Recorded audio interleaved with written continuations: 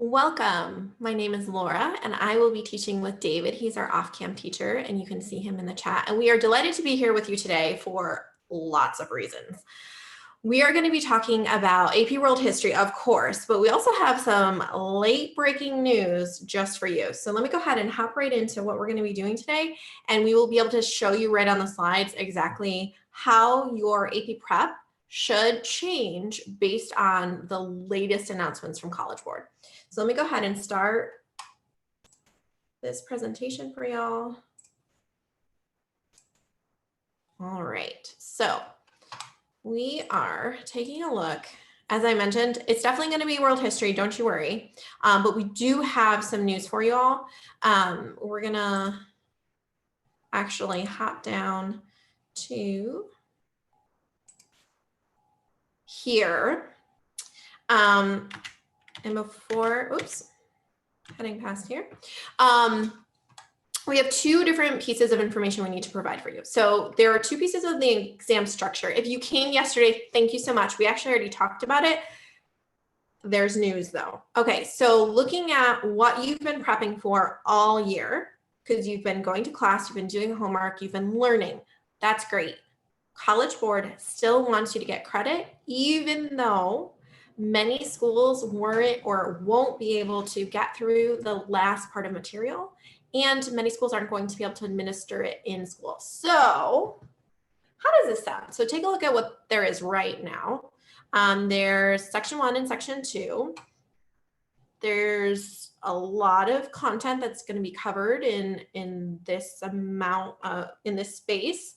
How about, and this is coming directly from College Board, we are going to take what we have here and let's go ahead and cross off this part. Yep, this part.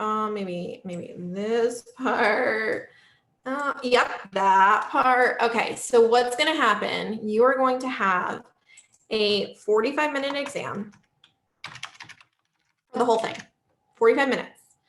You are going to take it from home. True story.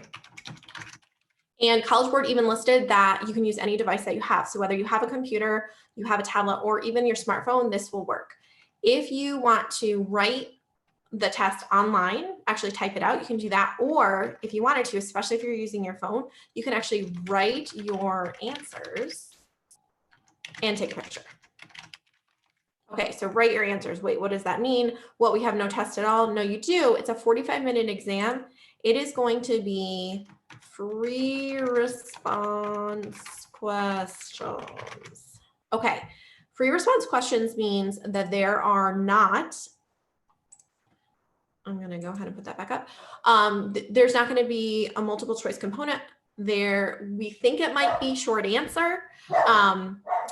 It's only 45 minutes, so likely it's not going to be a super long essay. We are going to find out more and we will share it as soon as College Board lets us know. They also want to be very clear that they're going to be providing additional resources. So just keep everything open in your mind of what this is going to look like. So we don't know for sure, but what we're going to do today, because I mentioned we're definitely doing world history for sure. But we're looking at multiple choice questions. And then we're going to consider, okay, now that I've answered this multiple choice question, how would I have answered it if it was a free response? And yes, my dog's name is Eleanor Roosevelt. She's very happy and or upset that there's a squirrel. Let's say she's happy about world history. I mean, her name's Eleanor Roosevelt. All right, so big news, right? Well, what does that mean though? Because 45 minutes, not a ton of time. And we need to consider what is actually going to be covered. Because I said College Board isn't going to test what most schools either couldn't get to or won't be able to get to. So I get to take out my red line again. Let's just get rid of a whole period. We are going to have another section on 1450 to 1750 on Monday. So this is the first half of what we're doing. We have 3 high yield content areas, which means that there are specific parts of this time period that are important to know so that you can demonstrate your knowledge. So the first thing is Chinese exploration. So the Ming Dynasty is going to be particularly important in this time period. They decided to send out massive naval expeditions. And we touched a bit on this last time. Now, something that's interesting. So you see, we're doing 1450 to 1750. These dates aren't within that time period, but it is part of the age of exploration, because it's not like people were looking at their calendar and saying, oh, 1450, we've got new stuff to do today. This is the age of exploration. So know that a lot of times, especially on the exam, you're going to see circa. So that means around. So approximately that's when that started. So Chinese exploration really kicked it off. And then you'll see on my next slide, other people joined in. So there were 3 particular reasons why the Chinese decided, oh yeah, we need to explore. And these reasons are very different from a lot of the reasons why Europeans got involved in this. So when you are thinking about this age of exploration and you're thinking about different people, different places, you want to consider how they are similar. So they both went out, they had massive naval expeditions, true story. But what was different about this? So the last bullet point in particular, impressing foreign people, is something you want to keep in mind, because that was not one of the major factors for Europeans. European exploration, in contrast, so unlike the Chinese, really was about money, wanted money. Remember that's really the motivation there. And Spain and Portugal really led the way in terms of finding lucrative ways to build up, and indeed they wound up building up their prestige too, but it wasn't a primary thing. They were really trying to build their coffers. They wanted money. It was all about the money. So when you are thinking about the age of exploration, not only are you going to want to understand what really made all that money and how it was so super profitable, but also what key people were integral in making sure that it was a great success for the Europeans. So again, we're talking about that side of it. And studying history isn't about trying to come up with the good guys, the bad guys. It's more of understanding how this all happened. So thinking about that and how different groups of people affected each other is going to be important, especially if you're answering a free response question. So speaking of free response questions, we have a multiple choice question that we're going to work on. For today, I made sure that you have either the text or the image right next to the question, so you don't have to feel like you can't see both. So we have that available for you. And we're doing this in a couple different parts. So the first thing we're going to do, let's take a look at this map. We're going to consider what we have here and what it's trying to demonstrate. So we have Portuguese trading posts. It's within the age of exploration. And it's not just a couple. It's extensive trading posts. And hopefully, since you're studying world history, you can recognize which parts of the world you're in. They went a long way and established quite a bit of trading in this time period. So we're going to answer this multiple choice question. And then what we're going to do is we are going to discuss how this would be answered as a free response question. So your first task, we're going to just put each thing in a bite-sized piece. So first bite-sized piece, I'm going to give you 1 minute to look at the extensive number of trading posts, read the question, select an answer, and then we'll discuss the answer and how to answer this as a free response question. I'm going to go ahead and get up my handy dandy timer. You're going to have 1 minute.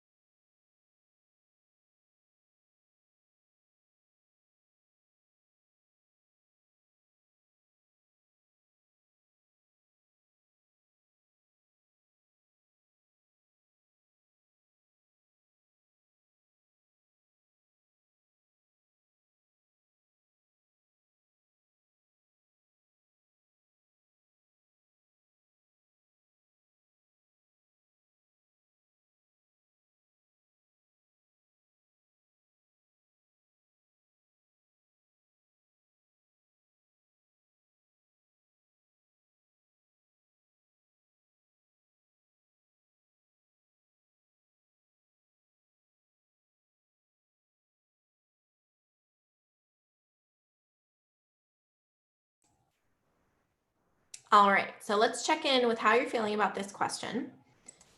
You had enough time to take a look at it, consider all of the answer choices, which is going to be a little bit different from free response questions, but we're starting with what you already know how to do.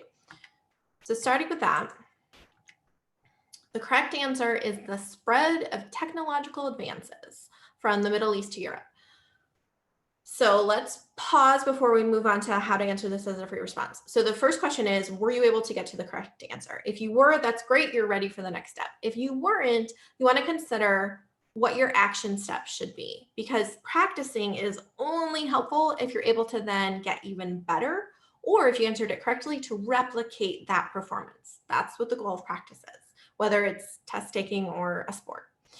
So if you were able to answer this question correctly, make a note of it. And this can be an area for you to perhaps look at a question stem more carefully, because even if there are answer choices, there are question stems. So were you confused by what they were asking? If yes, you're going to want to practice reading very carefully. If you're not really comfortable with this time period or this particular group of people in this time period, make a note of that, because you have time before the exam. All right, so knowing that the correct answer is the spread of technological advances, that's something that you can select from a list. If this were a free response question, which means it doesn't have any answer choices, something that you want to make sure you are very clear about is the extensiveness that is shown in the map. So if you happen to just answer why Portuguese traded, they wanted money, that's true. I actually just said that, but it doesn't have anything to do with the map. So if you're given a stimulus-based free response question, you need to tie them together. So take your knowledge of the Portuguese, of their trading, and marry it with the map. So what you want to make sure you do is carefully consider, after you've written your response, if you have everything in it that you want. Because when you write a free response question, once you write it down, it doesn't disappear. You still have it in front of you. So use that and use what you wrote as your response as a check to see, okay, wait, did it answer the question specifically? And did it tie in the stimulus? Because it's not just there for fun. They just put it in because it's pretty. They put it there so they can use it as evidence, because they do want you to think like a historian. The next thing we're going to look at is text. So we were just looking at a pretty picture. As I mentioned, it wasn't just for show. Here we have a primary source. We are going to look at just this text and talk about it before we go on to the questions. So I'm going to go ahead and give you a minute and 30 seconds. Go ahead and get started.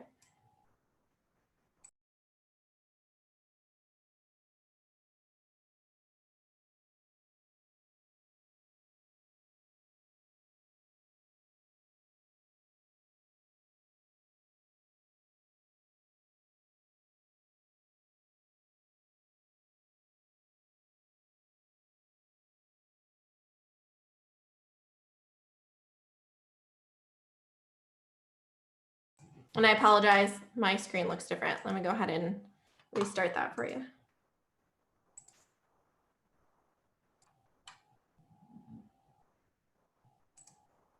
All right, go ahead and get started.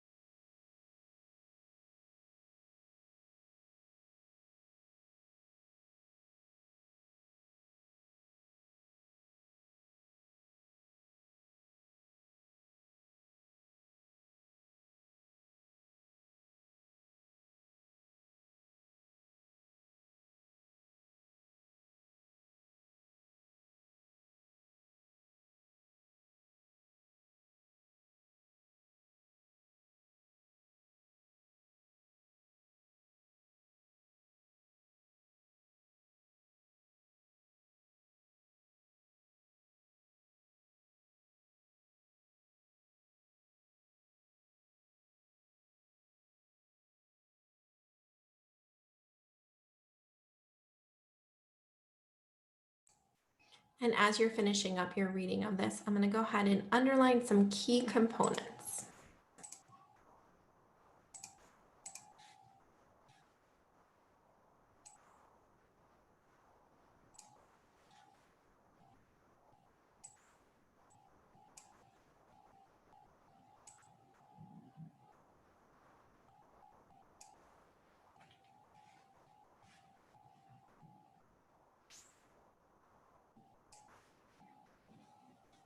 All right.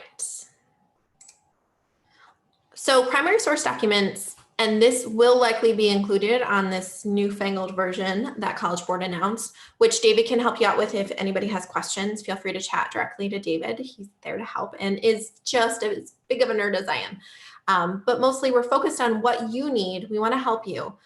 Primary source documents, you're familiar with them. You've been studying them all year, are not always the easiest to read. The good news is you don't actually have to translate them from whatever language or interpretation the person came up with to begin with to modern day, especially not text speak. That would take forever. What you do need to do is pick out the important components. And so this is really introducing the idea that the English became very powerful. And it says why, by commerce. So as I mentioned before, the goal was to get money. They did a good job. And then the other thing to consider is, just like in the map, it was extensive. So far distance parts of the globe. Those are the key components. The rest of it, you don't have to know exactly what he said in each part of every sentence. So that's the good news. I'm going to go ahead and clear that off. And we are going to take a look at the first question. So there are multiple questions that go with this, and actually it tells you at the beginning. So question 2, we're going to skip over that one, but we're going to go right on to question number 3. So question number 3, we're going to give you 1 minute.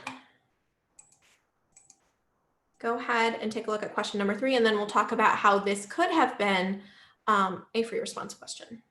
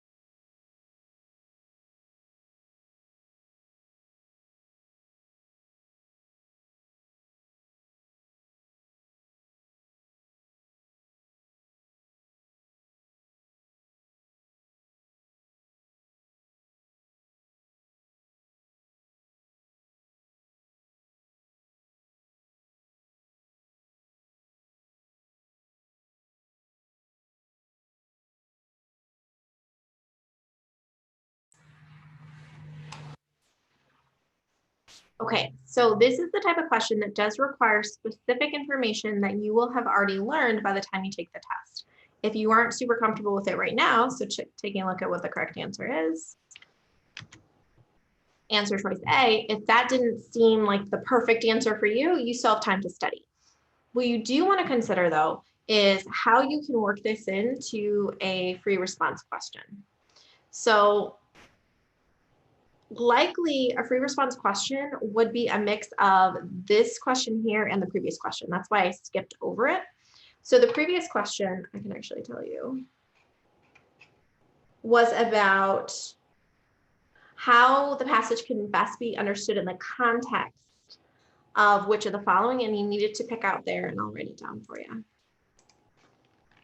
It is the European states establishing trading post empires in Africa and Asia. Okay, so that's the correct answer to the previous one, and actually I can give you the question too. I'll actually just put best described, best understood in the context of da, da, da. That's the important part of the question.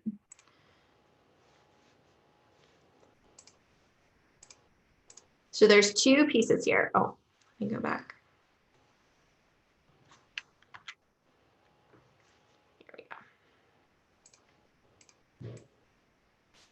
So the reason why I did this, I had you answer this question because I want you to marry the two ideas, and then we'll look at that third question, the third in the set. It's question number 4. Okay. So putting this all together, let's say you were given this stimulus and you were asked to discuss how England impacted the world at this time.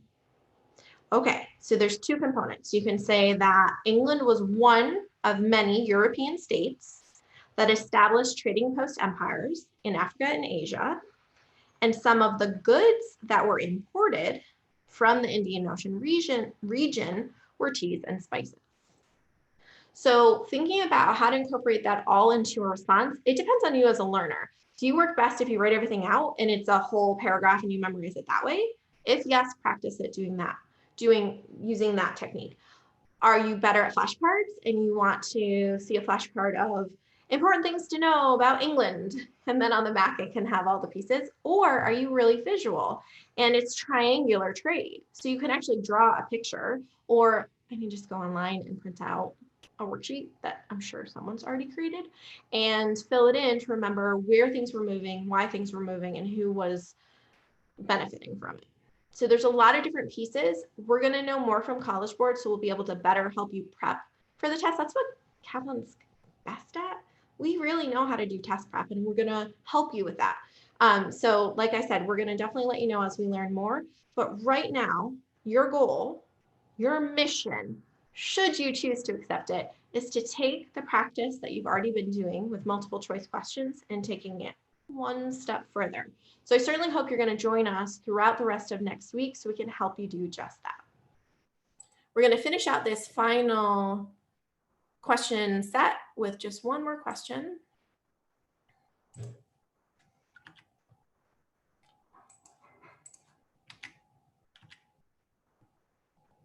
And you're going to go ahead and answer it, and the timer is going to behave. Go ahead.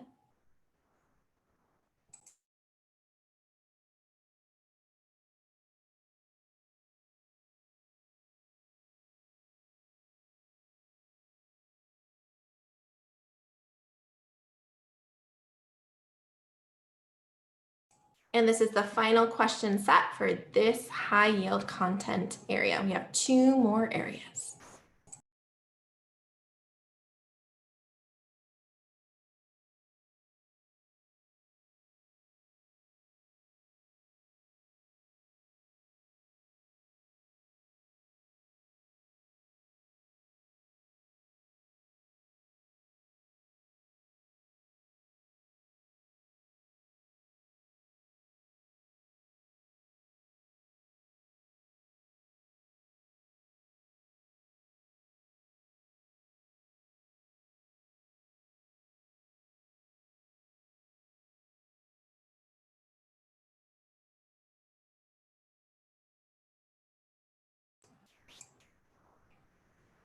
All right, let's check your answer.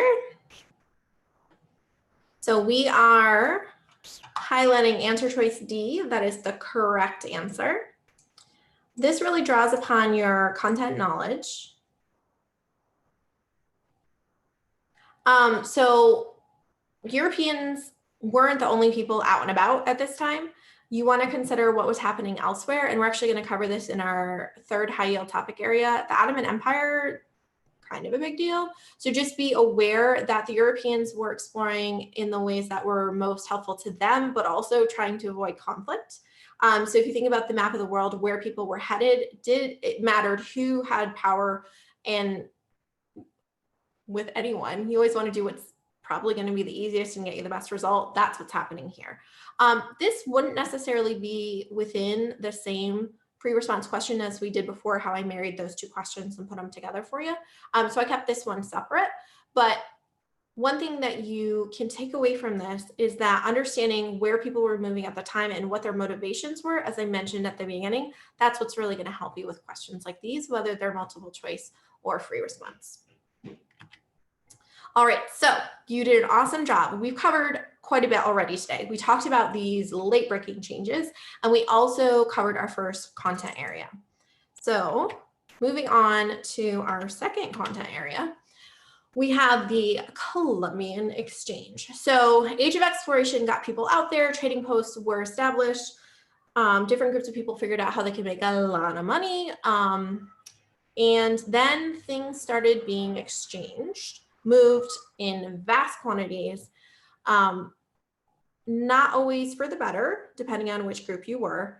And it was a very specific pattern. So if you want to bolster, if you want to support a free response question with details, key there, putting details is really helpful. You're going to want to know which way things were flowing. So since it was the triangular trade route, having a map of that and understanding that, or just thinking of it as you do here in this table, inflow, outflow, that's fine too. However, you can wrap your brain around exactly what was happening, who was moving, and what was moving, that's going to make a difference for this particular high yield content area. In particular, silver and sugar are really important. And actually, David was explaining yesterday what drove the silver trade. There was a fantastic image about that one. It did turn out to be the most abundant American precious metal. And as David pointed out very aptly, it was responsible for stimulating the global trade network, not surprisingly. Spain was a big deal because they did control two of the areas richest in this very desirable metal. Sugar cultivation, equally important in shaping the change of the world, was a little bit different. So you want to think of silver and sugar as both being very important, but in way different ways. So because sugar wasn't easily cultivated, you couldn't just, oh, I'm just going to grow some sugar. It essentially changed not just goods and services, but people's lives, and the course of history was changed because of sugar. And then because smallpox, so we saw in the previous slide, diseases were also exchanged. Because native populations weren't available to grow sugar, that's where we wound up seeing masses of people being moved from current locations over to cultivate sugar. So that's how that happened. A lot of this is cause and effect, and being able to understand those causes and effects, that's what's going to make your FRQ responses amazing. So taking a look at this primary source. So this is an image of a primary source. You want to know what the time period is and what it's showing. So we're going to take a look at this question. We're going to answer it as a multiple choice question, but then we're going to talk about it as an FRQ. So the timer is going to behave itself, and I'll go ahead and give you 1 minute. You may begin.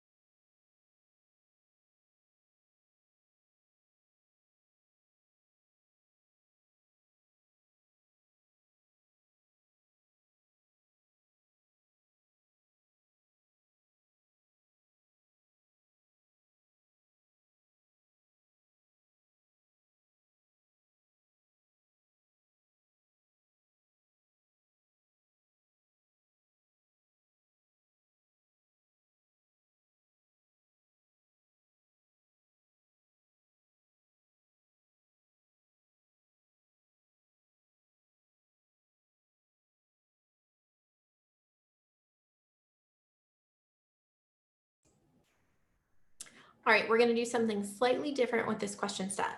So I'm going to go ahead and reveal the correct answer. If you have any questions, you're welcome to ask David. But we're going to keep this, the use of forced labor and the production of cash crops. We're going to keep that in mind. I'm going to have you answer the next question. I'll give you 1 minute to do that. And then we're going to talk about how those two pieces come together as the start of a free response question response. Go ahead and answer this one.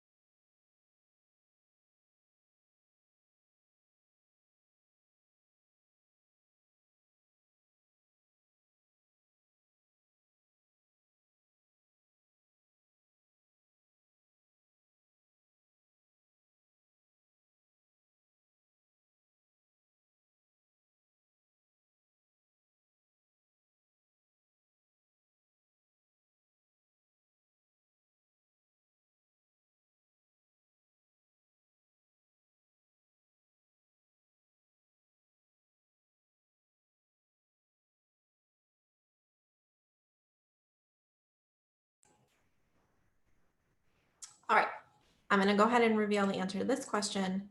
And then I'm going to remind you of what we had for the previous question. And the previous question was just asking about what the image was representing. And so that's the correct answer for a previous question in blue. So the use of forced labor in the production of cash crops. And also for this question, the role of sugar contributed greatly to the triangular trade networks. So as I said before, when you're answering a stimulus-based free response question, which is, surprise, what your test is going to be for this year, because College Board, everyone wants you to get college credit for what you've done so far. When you're answering that stimulus-based free response question, you need to explain what is happening and then also be very clear as to how it is supported in the image. So you just jump into saying sugar was very important. There was mass production of it and it contributed to the triangular trade networks because it was imported and then other goods were exported, and you have a whole beautiful response. That's a great answer that doesn't incorporate the primary source. So you have to state specifically what the image is depicting and how it plays. Especially the triangular trade networks included moving people. So if you miss that key component, you're not going to get all your points, and we want you to get all of the credit that you deserve on these questions. So that's what we're pointing out here. So we're taking this multiple choice question format and then showing you how you can take those same skills and do an amazing job with the free response questions. I'm going to go ahead and delete this one. And we're going to move right along. All right, we have made it to our third high yield content area. After this, we're going to do 3 takeaways, and we're going to do practice questions in between. When you're studying, however you figured out works for you. I don't want you to revolutionize anything. It's like if you go in to take a test and you start doing something completely new, like taking it from starting at the end and go back to the beginning. Don't do that. Please don't do that. Just go with what feels natural, but consider how to incorporate some best practices. And that includes making sure that you answer practice questions. For right now, since we don't know for sure what those free response questions are going to look like, using multiple choice questions is totally fine. You want to incorporate them throughout your practice. And by practice and studying, I mean actually looking at information, thinking about what you already know, writing down what you want to look at again, and then doing some practice questions. And then taking it one step further and considering, okay, how would I have written this in a sentence or a paragraph? So there are a lot of key components to that, but David's right there if you have any questions about it. Not only are we world history experts, we're test prep experts, so we can definitely answer those questions. So coming back to our high yield content area number 3, we have the Ottoman Empire. They were mentioned in a previous question because Europeans had to figure out how to best travel without getting into really a power struggle with other very well-organized groups of people. So some things to consider. Ottoman Empire, and we're going to answer some questions about the Ottoman Empire shortly. Considerable strength, but really it was the advances in technology that made it possible. So we looked yesterday, if you were here yesterday, we looked at other groups that didn't have as many advances in technology. It was earlier in time. Definitely the military might and gunpowder, that was considerable advantage for the Ottomans. And when you're considering different groups of people, you want to think about what they did differently than previous groups of people and how it then affected the world as the empire fell. So there are different components there. So looking at this particular picture, we have a primary source and we have a question to accompany it.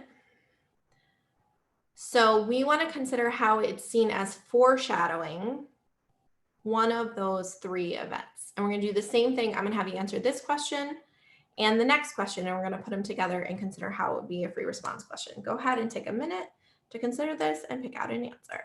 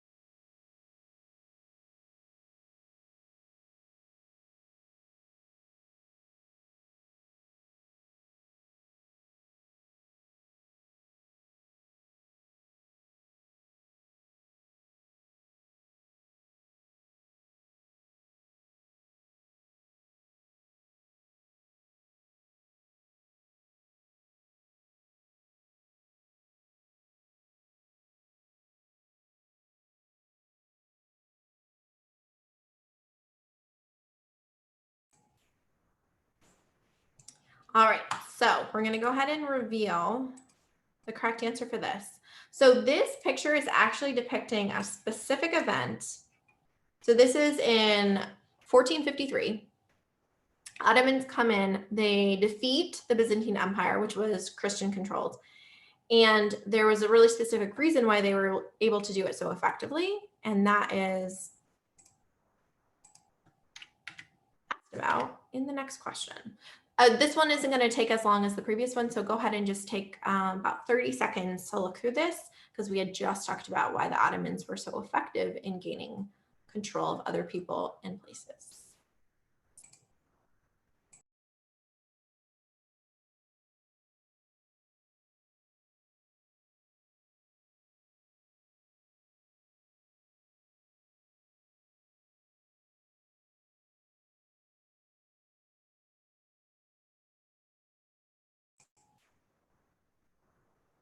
So, as I mentioned before, gunpowder, really important.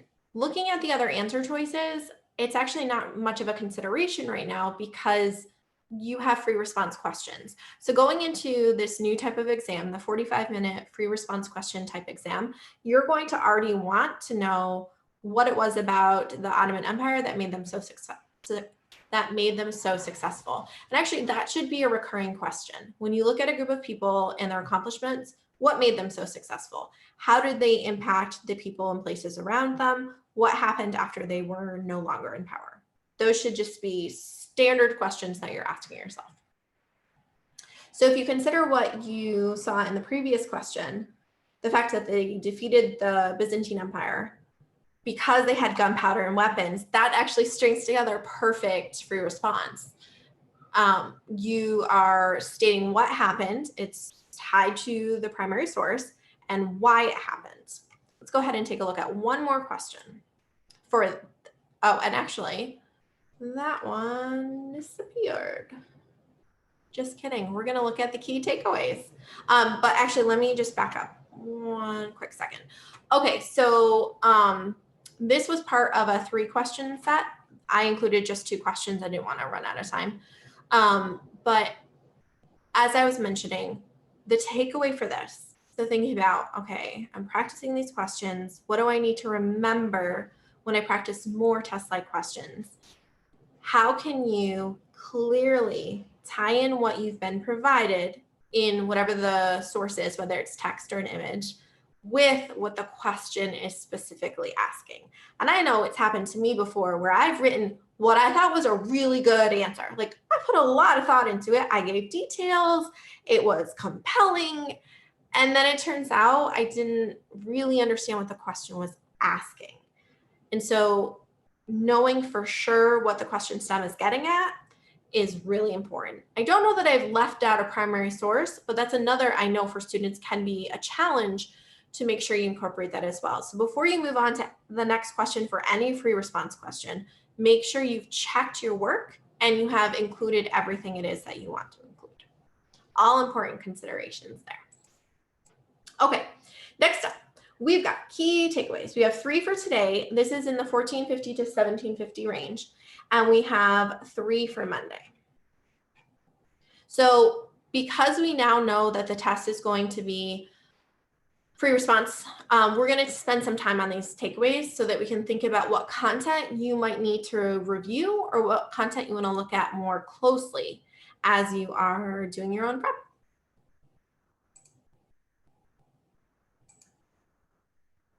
Okay, so key takeaways. So for our first takeaway, this goes back to our very first high yield content area. So one thing that we did, all this information is coming from a book that I worked on. I actually had a lot of fun working on it. I know I'm a huge dork, but it is geared to help you figure out how much you already know before you just start reading a lot of stuff. So if you're not quite sure how comfortable you feel with the Columbian Exchange, one thing you can do is you can answer some practice questions and also take a look at a list of the key terms and see how many you can come up with even a sort of definition in your mind. So if you can pinpoint the location and the time period, and also if it's a person, how they affected whatever's happening in history at the time, then you can say you feel pretty comfortable. If you look at it and you think, oh man, I probably had a test on this, but I don't really remember, keep track of that and you can study it. So this high yield content area is extremely important. Knowing that there will be FRQs, you want to have plenty of relevant details to add to your free response. You want to put in specific, concrete examples that prove that you can connect the primary source with the question stem itself. So in particular, you want to think about, for this one, the diseases, crops, people, and cultures. And actually, I'll go ahead and put that. So you're considering new diseases, crops, people, cultures.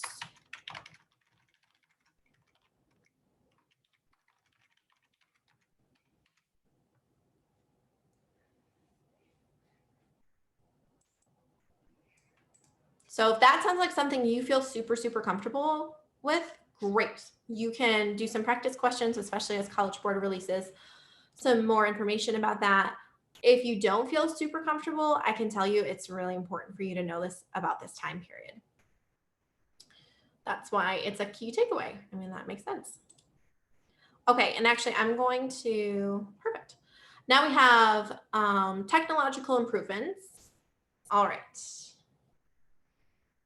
We were talking about the Ottoman Empire, weren't we? What technological improvement was particularly instrumental for their success? Can you recall? We were just talking about it. We even had a question about it.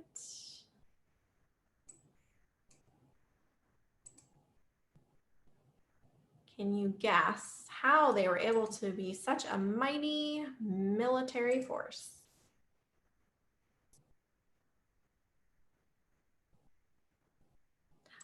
So before you, feel free to go ahead and enter it into the chat.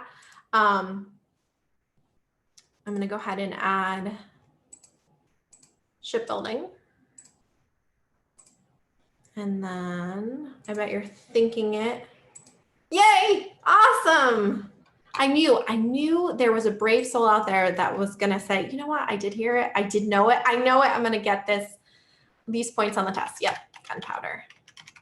Gunpowder weapon technology. Yep. Perfect. So shipbuilding, gunpowder, those are the big takeaways. And what David's telling you is absolutely right. Don't just memorize the details. You got to go one step further and you have to connect all the themes. And we're here to help. We want to make sure you feel really comfortable.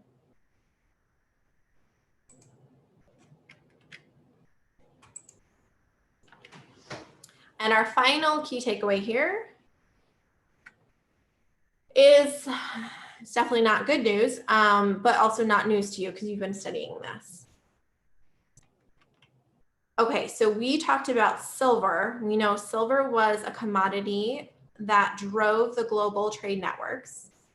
For this particular key takeaway, it wasn't silver, it was some other key component, and we had a question about it and a picture.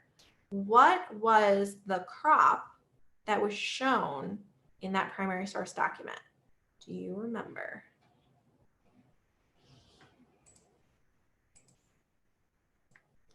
The crop that was shown in the primary source document. So we know that there was contact with people because of the silver trade, but there was one particular crop that because the indigenous populations had died, then vast amounts of people were moved. Yep, you got it, Austin. You win. Annalise, awesome. I really appreciate it. I know it's not easy. You don't know all these people and you went out on a limb and said it. Awesome. Yep, sugar. So because this very hot commodity it was desired, Europeans were willing to buy sugar. They didn't have anyone to cultivate it, so they need to move vast amounts of people. And that's a really important thing to consider when you're thinking about how the world was changing and how people's entire lives were uprooted. Awesome. I'm so happy. Thank you so much. It feels great to be talking with you all. We still have 2 more questions, and this is a bit of an introduction into what we're going to be covering on Monday. So let me go ahead and get us over there. And I'm going to go ahead and clear out my drawings here. Okay, so we're going to do the same thing. This one has 2 questions. I'm going to have you answer each question, and then we're going to talk again about the free response and how you would use this to your advantage. So I'm going to give you a full minute for this one. I don't think you're going to need all 1 minute. So once you are done with it, you can start thinking about what maybe they're going to ask about next in the next multiple choice and how you can adapt that to a free response. I'm going to go ahead and put it on the board and go ahead and answer it.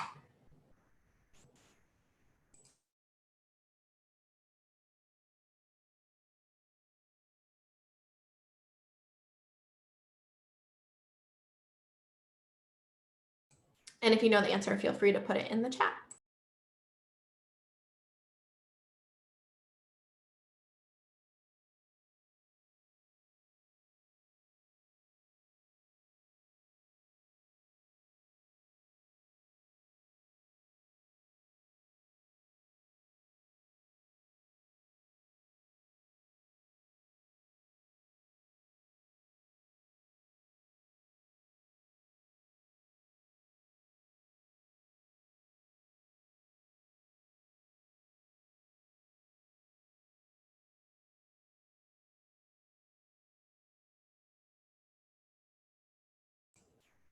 So you may not have needed all of that time, but like I said, we're talking about how to take these questions and consider them as free response questions.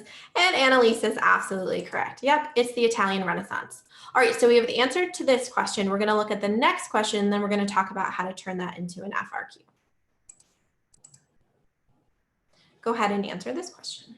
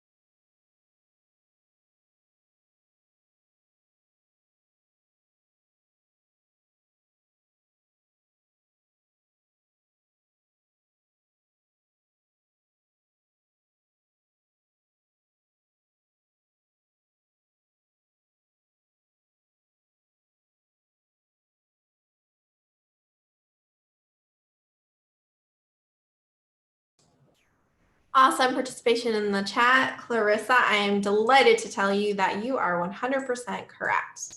So now our task, and this is our last question of the day. So let's think about everything we've talked about. Oh yeah, big news flash. So that was really important for us to discuss.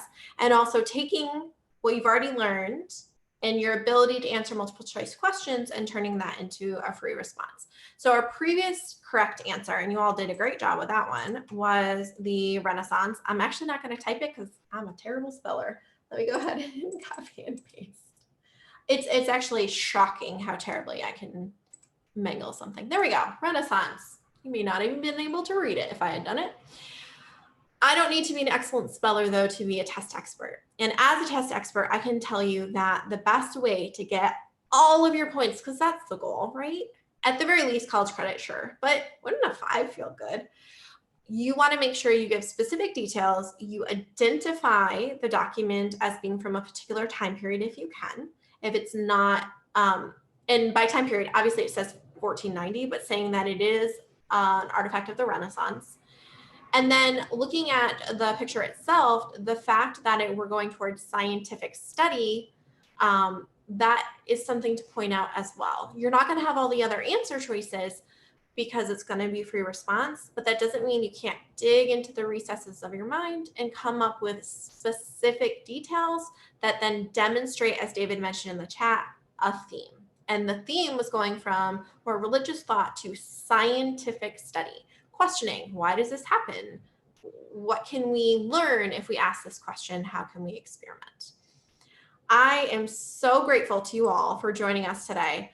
I am just floored that Kaplan happened to think of providing this prep for you at a time when we're getting this news that we can share with you and help guide you through it.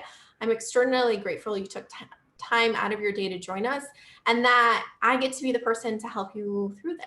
I am just really happy. I know, big nerd, but I'm going to go ahead and stop sharing my screen there.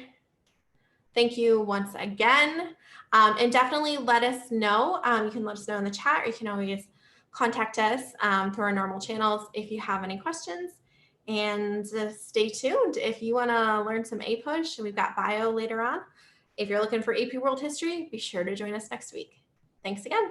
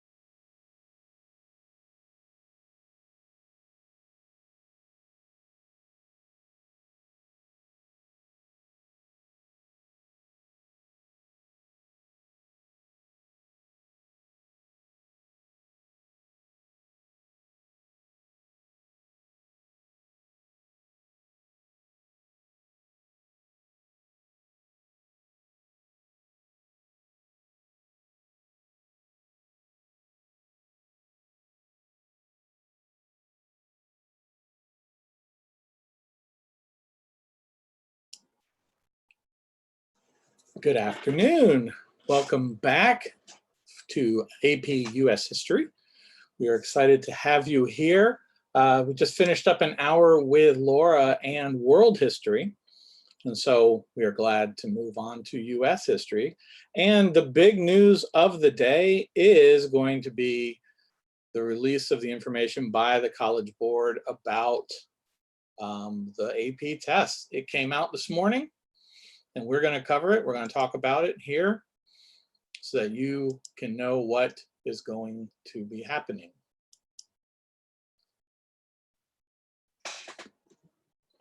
We're going to get rolling with it and show you. I have it all condensed for you, actually. So we're going to talk about the 3 C's is our overall theme today. We're going to talk about Congress, Confederation, and Constitution. That's our main goal. However, we definitely want to also go over the information from the College Board because we want you to have that. That's extremely important. So let's get rolling with that.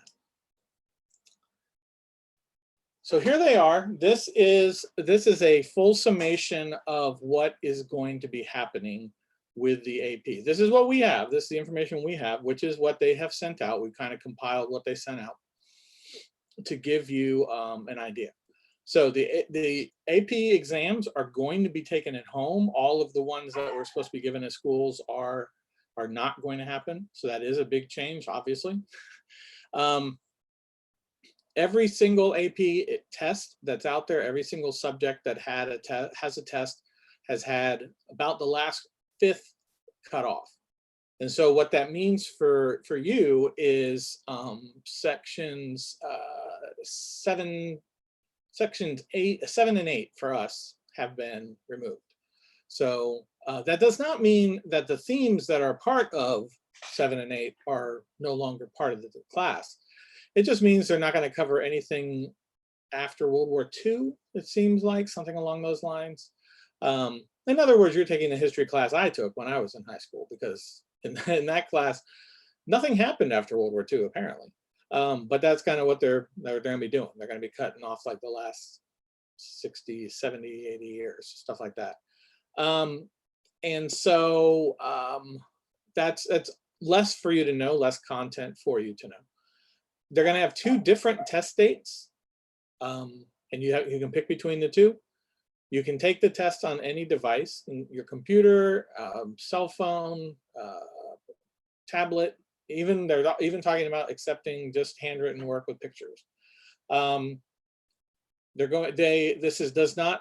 first question everyone's asked is, well, what about the cheating? They're supposedly doing a lot to avoid the cheating.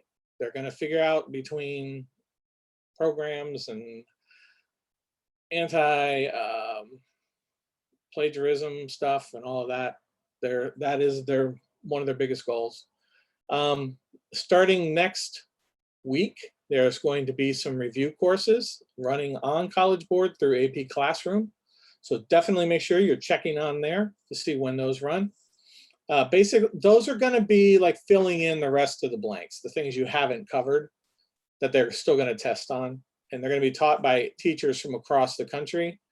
That'll be like 45 minutes long and talking about, an element of what they're still trying to cover.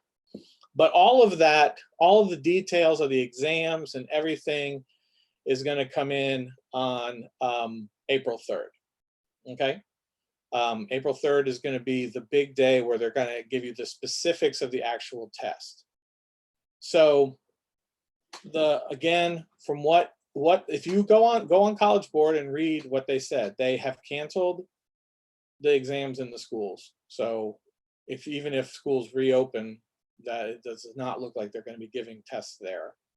And the test is going to be sent to you, apparently. And so we've got there, but everything is still in flux. They didn't give exact details. April 3rd is the next big day, 2 weeks from today, to check and see what is going on. So we're learning this just like you are. We just found this out the same time that it was available to you. And so we're shifting just like you're shifting, okay?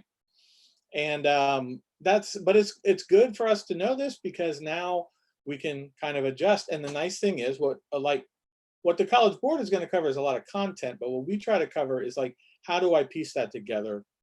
And so that's what we're going to work on in our classes with me over the next 6 sessions, is how do we deal with like the overarching themes. Speaking of themes, these are the themes. Again, I'll pull these back up. So according to the College Board, this and this, the details, the dates of those sessions, anything from those dates is not going to be covered.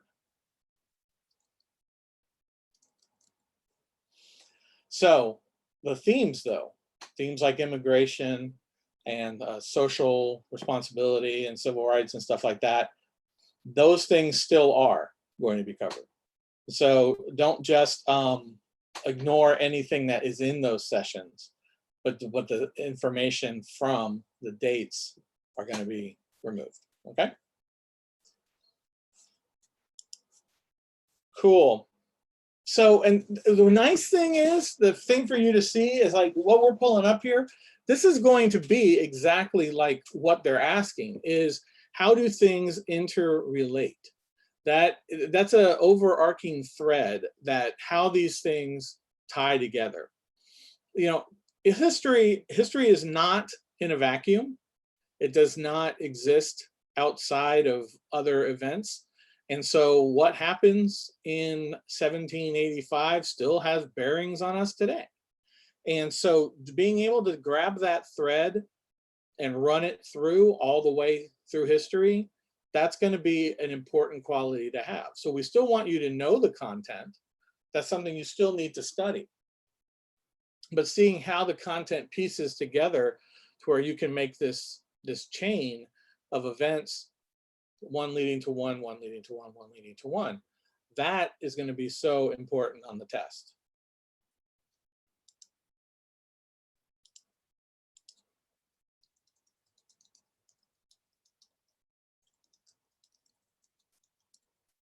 Okay, so the American Revolution was interrelated with other wars. Yeah, it was. It didn't start just out of nowhere. It had some influence that caused it, and then it caused other things. And so being aware of that is going to be really, really critical. So you had the French and Indian War, which, by the way, is mostly being called the 7 Years' War now. That was going to lead to that caused a problem in the fact that now there were some new treaties that were blocking, you know, where people could go and what people could do. And so then that's led to some unhappiness. And it also led to war debt. And when war debt comes along, well, who's going to pay for it, you know?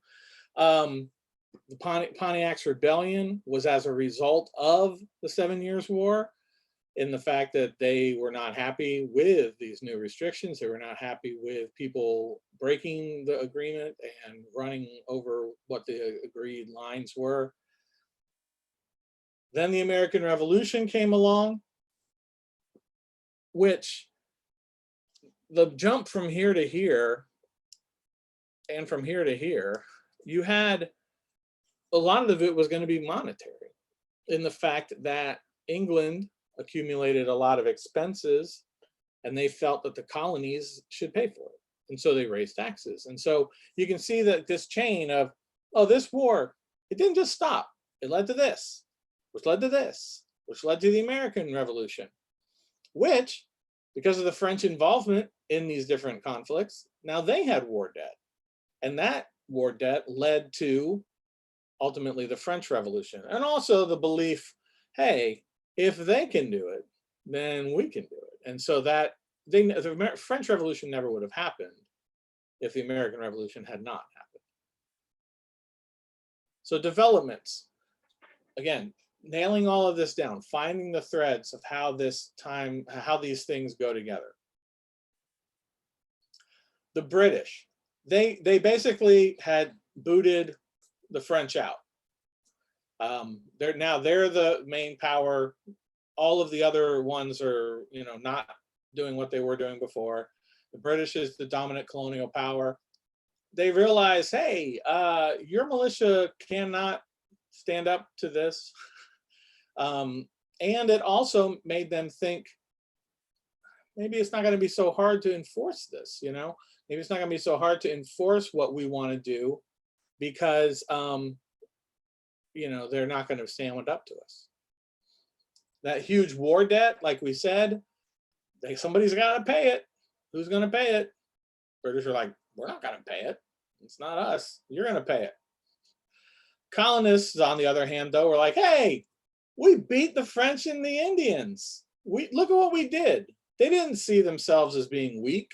They didn't see themselves as, not having enough, power and strength to keep themselves safe. They were like, hey, we did it. And they did, but they didn't like what the British were doing. These British officers are treating the American militia like, junior Jedis. They're like, you're not doing a good job. And the militia were like, hey, that's not nice. Don't do that to us. And so they didn't appreciate that. So you start to see these points where there is tension to where this can develop further on. They didn't appreciate being told, you can't go any further than this. They're like, wait a minute. What right do you have to tell us we can't keep going west? I'm like, there's this big land over there that we want to expand. We want to start having more room. We want to start, seeing what else is out there. You can't tell us on our behalf that we can't go. You're negotiating on our behalf. Thanks. No. So then again, now there's a big problem. The American Indians, they're like, no, you can't take our land. No, we don't want to give this up. This was not a pleasant situation. So this goes back to units 1 and 2. And if you go back and review those about which countries were located where in the New World, well, the French, they were up north in like the Canada region and upper New England. And so they're up there and they had a great relationship with the Indians. That's why they fought on the same side. British did not. They did not have a great relationship with the Indians. And so you can see that that treatment back then has now led to this. And now there's this harsh interaction. There's a lot of people feeling, really not nice towards each other, all of these past skirmishes.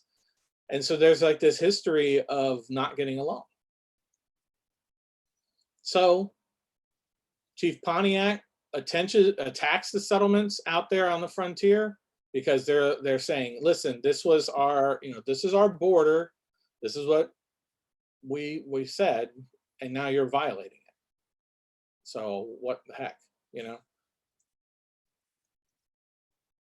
So then King George, at the end of this, signs the proclamation of 1763, telling the Americans, no, you can't go past that. And they're like, well, we need to, because now they've driven the French out. So now there's a vacuum where the French were involved as far as the fur trade goes. And so they're like, hey, we want to keep the peace. So why don't you just stop going past the mountains? And the colonists are like, why don't you stop telling me what to do? And they did not follow through. So number 5, so we've got a question up here, and I'm going to put a 1-minute timer up so you can look at it and kind of think through it. If you were here yesterday, which hopefully some of you were, but if not, welcome. If you were here yesterday, though, you remember we said make sure you always read the entire question, because there are going to be specific words that are going to change how you view it. Okay? So I'm going to tell you, as a reminder, make sure you read the entire question, every word. So here's a minute to go ahead and give it a try, read it, and tell us what you think it is.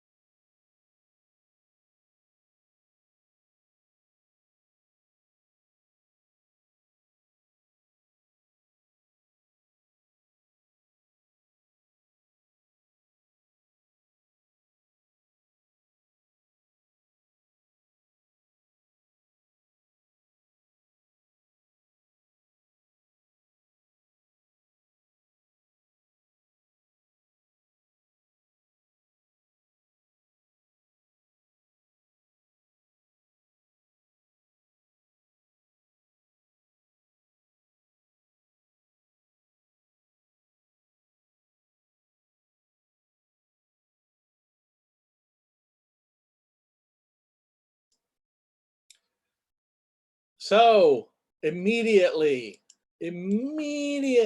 that's the word that we want to pay attention to. What happened right after the 7 Years' War? Not later on. Because like, oh yeah, we're going to declare our independence eventually, but that's not what happened right away. We wanted to find out basic, almost like chronology, which one of these happened first, which one of these happened immediately after the 7 Years' War. Now, on the test, as a recap, there were more than likely not going to be multiple choice questions. So the point of getting this is I want you to see, make sure you know the content, but then also how does this affect later on decisions. So in this one, it is B, which is what everybody was saying in the chat. Nice job, one and all. Cyber high five, excellent. They wanted to settle those lands. That was their initial goal. Like that's the first thing they wanted to do. All of these other things, did they want to repay debt? No, they didn't. So that was not something they did immediately after. Their goal was to keep pushing west. Even though the English were also trying to keep peace so that they didn't have to keep getting dragged into fights across the ocean, the Americans were like, well, honestly, we don't care. We can deal with our stuff. Shut up. And so that was what they wanted to do. And this push ends up continuing to put the Americans, the colonists, in conflict with the Indians and in conflict with the British, which then spills together and starts causing other problems. All right, number 6, which of the following was a result of colonial encroachment on native lands? This one I'm going to give you 30 seconds because it's one of those, like, you probably know it if you or you don't. It's not like you're going to go look it up or anything. So 30 seconds, go for it.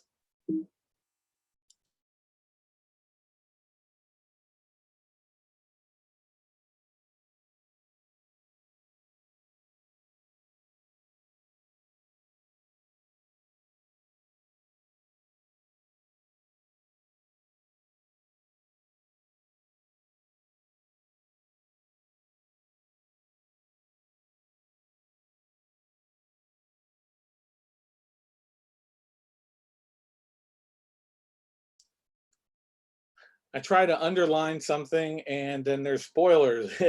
Spoilers on screen twice pop up. Sorry about that.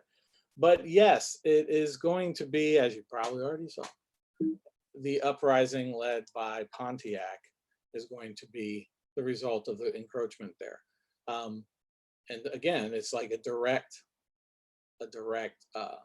result. So there you go. And yeah, technology. Right? So again, Proclamation of 1763 said, don't go past this point. And the settlers were like, no, we don't want to hear you. And then they did. They went past it. So some more results from the 7 Years' War. Oh man, we know all about these, right? We're starting to hit that era of history that your teacher spends a lot of time on, where then you run out of other time to cover anything after World War II. But here it is, the Currency Act, Quartering Act, Sugar Act, Stamp Act. All of this is done to keep things under control and to get money back. And so the colonists, as you may assume, weren't happy about any of these things. In fact, the Stamp Act Congress said, you don't have the right to do this. The only people who have the right to do this is people who have the colonial legislatures. This is that whole taxation without representation bit.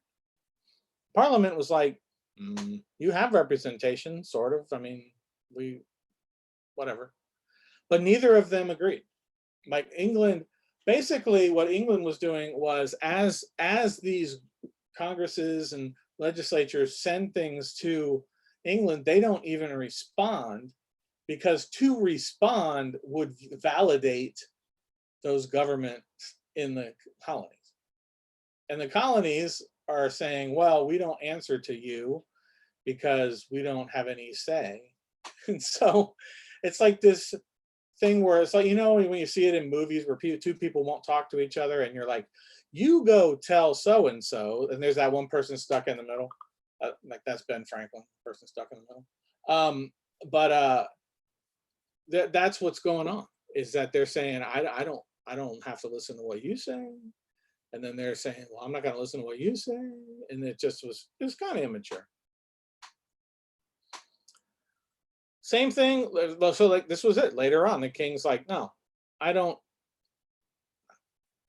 don't listen. He doesn't listen to any of it. He's just like, I'm not even paying attention to this because you don't have the right to even send me the document, which is further getting the colonies all worked up.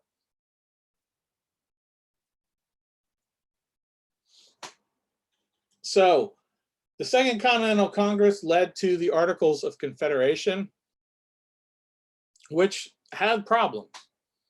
It was not a great conception. It was not something that like was going to last a long time. Obviously, the central government was extremely weak because at this point, state law, state rule, colony rule is still the main idea. They're like, we listen, we don't want a strong central government. We just got out of the strong central government. We don't want to answer to a king. We don't want to have to deal with this. So it's like every colony is going to have a say. Every colony is going to be the most important thing in the world. They wanted super majorities to pass laws. Well, those are not easy to pass. I mean, you can see how hard it is to pass things with a simple majority. A super majority of like 2/3, that's even worse. The central government could do some things. However, they still had to get individual states to agree, a 2/3 majority to get them to even do anything. So again, it's like, what is the point of the central government if any decision that they're making is going to be questioned and debated again? So they could not raise or levy taxes, raise money, and they did not have a strong military, as Shays' Rebellion is going to show, which does pop up later on today. We're going to talk about Shays' Rebellion and how that may actually affect some, like a question type you might see on the test. So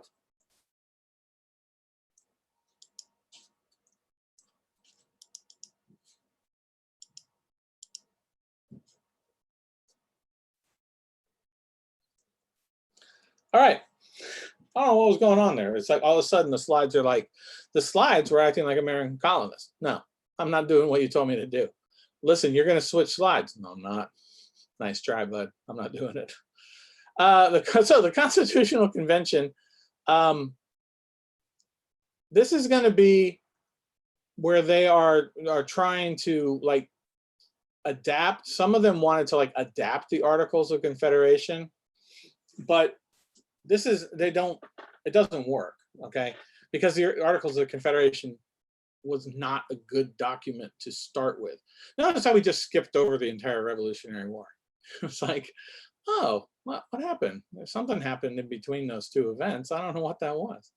But yeah, so we've skipped to the Constitutional Convention. So we have the New Jersey plan and the Virginia plan, because we have this issue where we've got big states and little states. Fortunately, we don't have that problem now. But yeah, there are big states and there are little states, and little states are like, hey, how about we make sure you let us get full representation. We want this equal say as the big states. And the big states are like, no, we're putting out more money. We're putting out more men. We want this based on the size of the state, not the fact that you're a state. You can see where each side was coming from. You're self-preservation. There also, though, was this brewing problem between northern states and southern states, where what do we do about the slave population? The southern states wanted them counted as full people. Irony of ironies, they wanted them counted as full people for population's sake, even though they had no rights, weren't even considered people in those states. The North is like, are you crazy? No, you don't even treat them like people. Why are they people? We don't count your chair as a person. We don't count your house as a person. I mean, if that's how they're being treated, then why should we treat them any differently? So they did have this compromise that came in 1787, which actually the House part, the legislature part, was brilliant. We're going to have two houses. We're going to have one based on population. We're going to have one based on states. And so that has worked well. And there's a reason why they did it the way they did it. So the Senate, equal representation, states are going to remain states. So that is reflected in the fact that senators have a 6-year term. And so they're not out as quickly. The House is going to be constantly adjusting based on population. So like the census that's coming out, you may have seen the envelope come to your house recently about Census 2020. The census, when it comes out, is going to lead to an adjustment in population and an adjustment in the House of Representatives based on population movement. Those terms roll over much faster. And the theory was that the states would constantly be sending new ideas into Washington through the representatives. So people would go, serve a term, and come home, which is exactly what happens now. No, it isn't. Now we have people go and then they never leave. That was never the intention. The intention with a bicameral legislature was that there would be stability from the Senate and the House would constantly be bringing the current state of America in. That did not continue. Slaves, though, were counted as 3/5 of a person. That's how the slaves being counted as population was dealt with. Disgusting, yes, but there is something what they do. And then you have the Anti-Federalists. They're wary about this central government. They're worried about how that's going to impact people's liberties. And that's where the Bill of Rights comes in, to make sure that those are protected. So I want to, as we're heading into this long essay question, so this is what it was called on the previous tests. And just as a recap, the news that came out today, if you want to look on College Board, is that the tests are going to be 45 minutes long. They're going to apparently be free response. So content, your knowledge of content is going to be shown by your ability to include it in these student response questions. So this is a great example of it.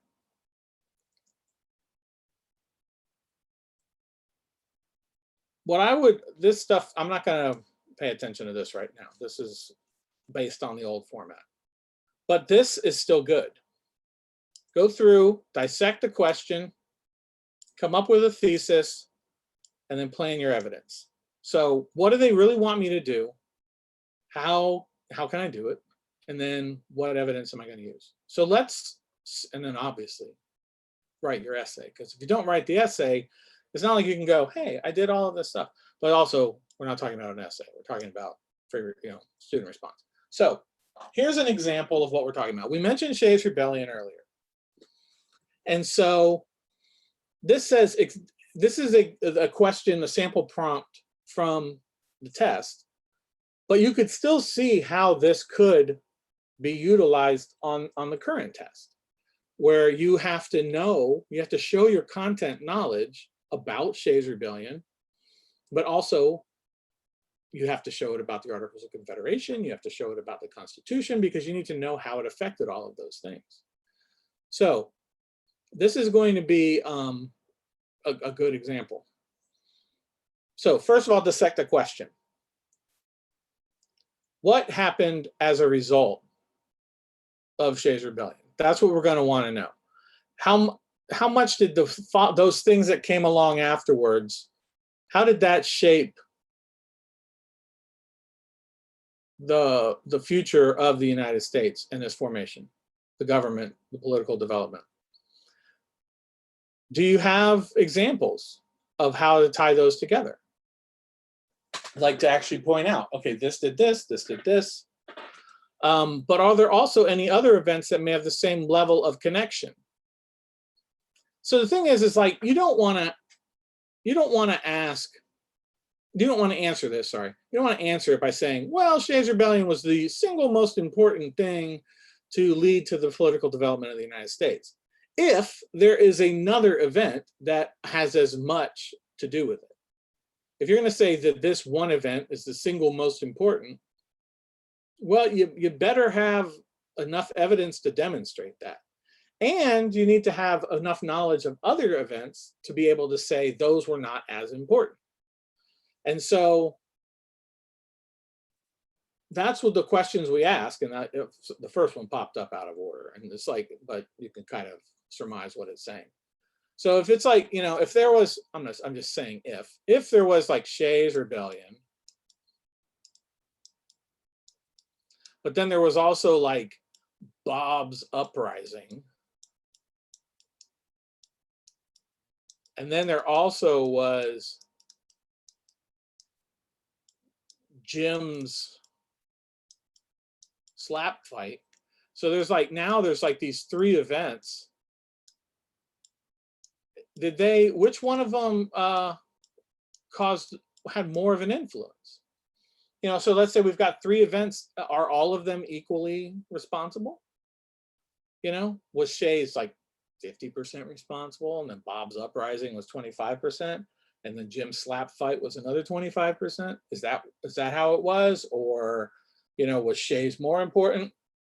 And so like that's a question we would have to ask, because it said the extent, not just did it, yes or no, but to what extent.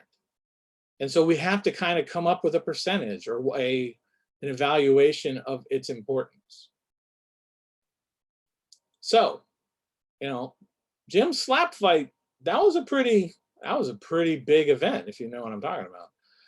I don't know.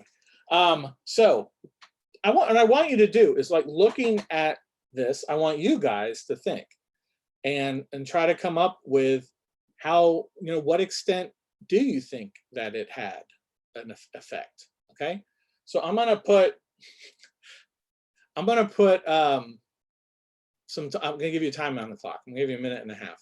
I just want you to think through Shays' Rebellion, what exactly it did, and what it could have shown, and how it could have caused something to happen later on. Then we'll hop on and then I kind of see, can we come up with some examples and stuff like that? So I'll give you a minute to think, and then I may put another minute back on. Okay, so think about it.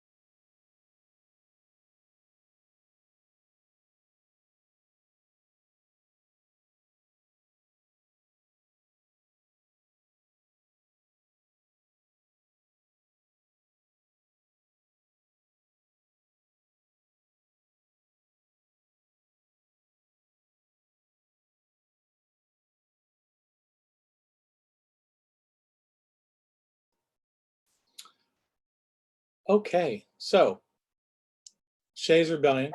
I was giving you time to think about how do you think it affected the development of the political scene in the United States? So Shays Rebellion, if to remind you that there's going to be Shays. It wasn't just named after. Who's Shays? There's no Shays here. He's a veteran. He fought in the Revolutionary War. Of all people, you know, this should not have happened that way. But those people felt like they were not being listened to. They felt that they were being mistreated. They felt that the enforcement of things, the corruption, they're like, listen, guys, we just fought a big war to get rid of people like this. And now you guys are doing the same thing. And so, no, we don't like this. Tell me in the chat, what are some things that developed? What are some things that the rebellion showed the new America that needed dealt with, besides that the Articles of Confederation may not have been dealing with? Tell me in the chat. What are some things that Shays Rebellion brought to light?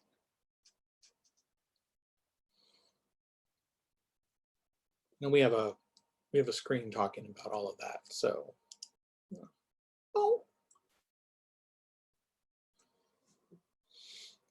this is going to help us formulate our thesis. That's why I'm asking you guys to like say what some of the results were, because then that's going to help us determine, did this have a huge impact on things or did it not have a huge impact on things?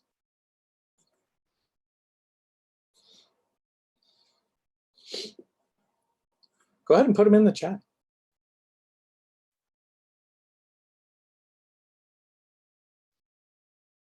So Favor says a stronger government. Yeah, yes, definitely. Molly, a more structured government. Yes, definitely.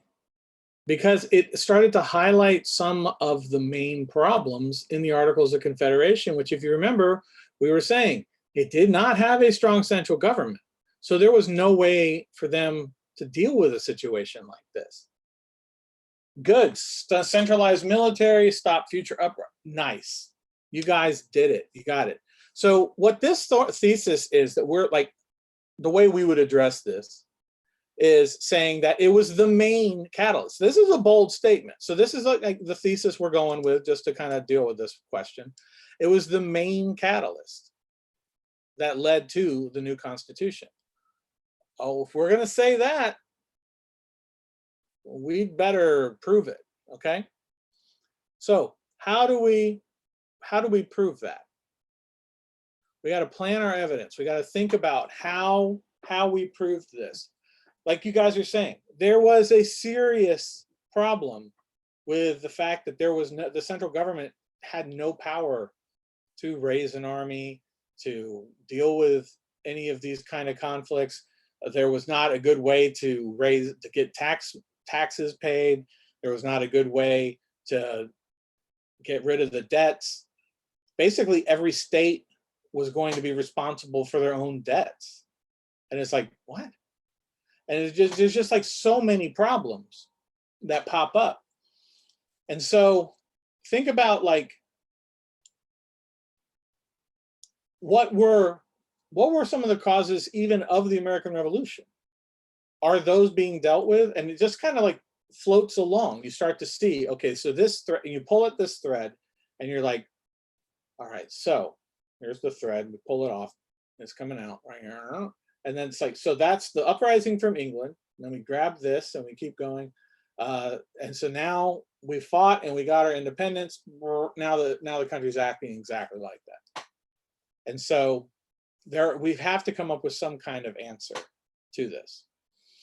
And so that's why in this particular essay, they would say that Shays was the most important thing to make the shift from a confederation to a stronger central government, which, as if you've seen Hamilton, you know that is not a popular decision. The Constitution was not just a easy jump shot. It was not a propose it and it's good. it was severely fought because people were terrified. They were terrified. They did not want a king. They wanted a president. You know, they wanted somebody who was not there for life. You know, and it's like, hey, wait, this is the best leader around. This is George Washington. And it's like, what the deal? He leaves. They want somebody who's going to leave. They don't want a continuous monarch. They want there to be a flow and a change. That's how it keeps the several governments from becoming what they were terrified of. So all of those things, they're still able to keep those mindsets, that the reasons that they hated George III, and then, but at the same time, keep the structure and like security of having a main government. All right. So I do have some other questions here about Jay's treaty that we could look at, about how, you know, what happened with that. Again, these are going to be multiple choice though. So instead of doing these, what I'm gonna do is I'm actually gonna go back. Let's go back to the breaking news and kind of just like to think about how this could manifest itself. Okay, so this section, this era that we just talked about, was the era prior to, or right at the beginning of, from colonies to the new America being born. And so start thinking about ways that they could ask questions that are going to involve a broader scope. Because to avoid the cheating that people are concerned about, like number 5, you're not going to be able to do, they're not going to do multiple choice. They're going to do ones where you have to generate an answer. So the topics that we're going to see are going to be ones that are those bigger threads, those broader concepts, connecting the dots between things. And so as you're studying, as you're preparing for this test, start really driving home those connections as well. How does the stuff we covered yesterday, where it's the Europeans arriving, the colonies being set up, the way the colonies were run, how does that affect this era? Well, it's going to affect this era because of the way the French dealt with situations versus the way the British dealt with situations, how the American Indians were treated by both countries. Also, it's going to be there's going to be problems because you do have so many different backgrounds, so many different colonies. Each one of them were founded for a different, each one was founded for a different reason. So how do we still keep all of those different mindsets alive? How do we keep those different identities alive while also uniting together? And so at the beginning, the colonies were not, it wasn't like they were like, hey, cool, you're over here too, yay.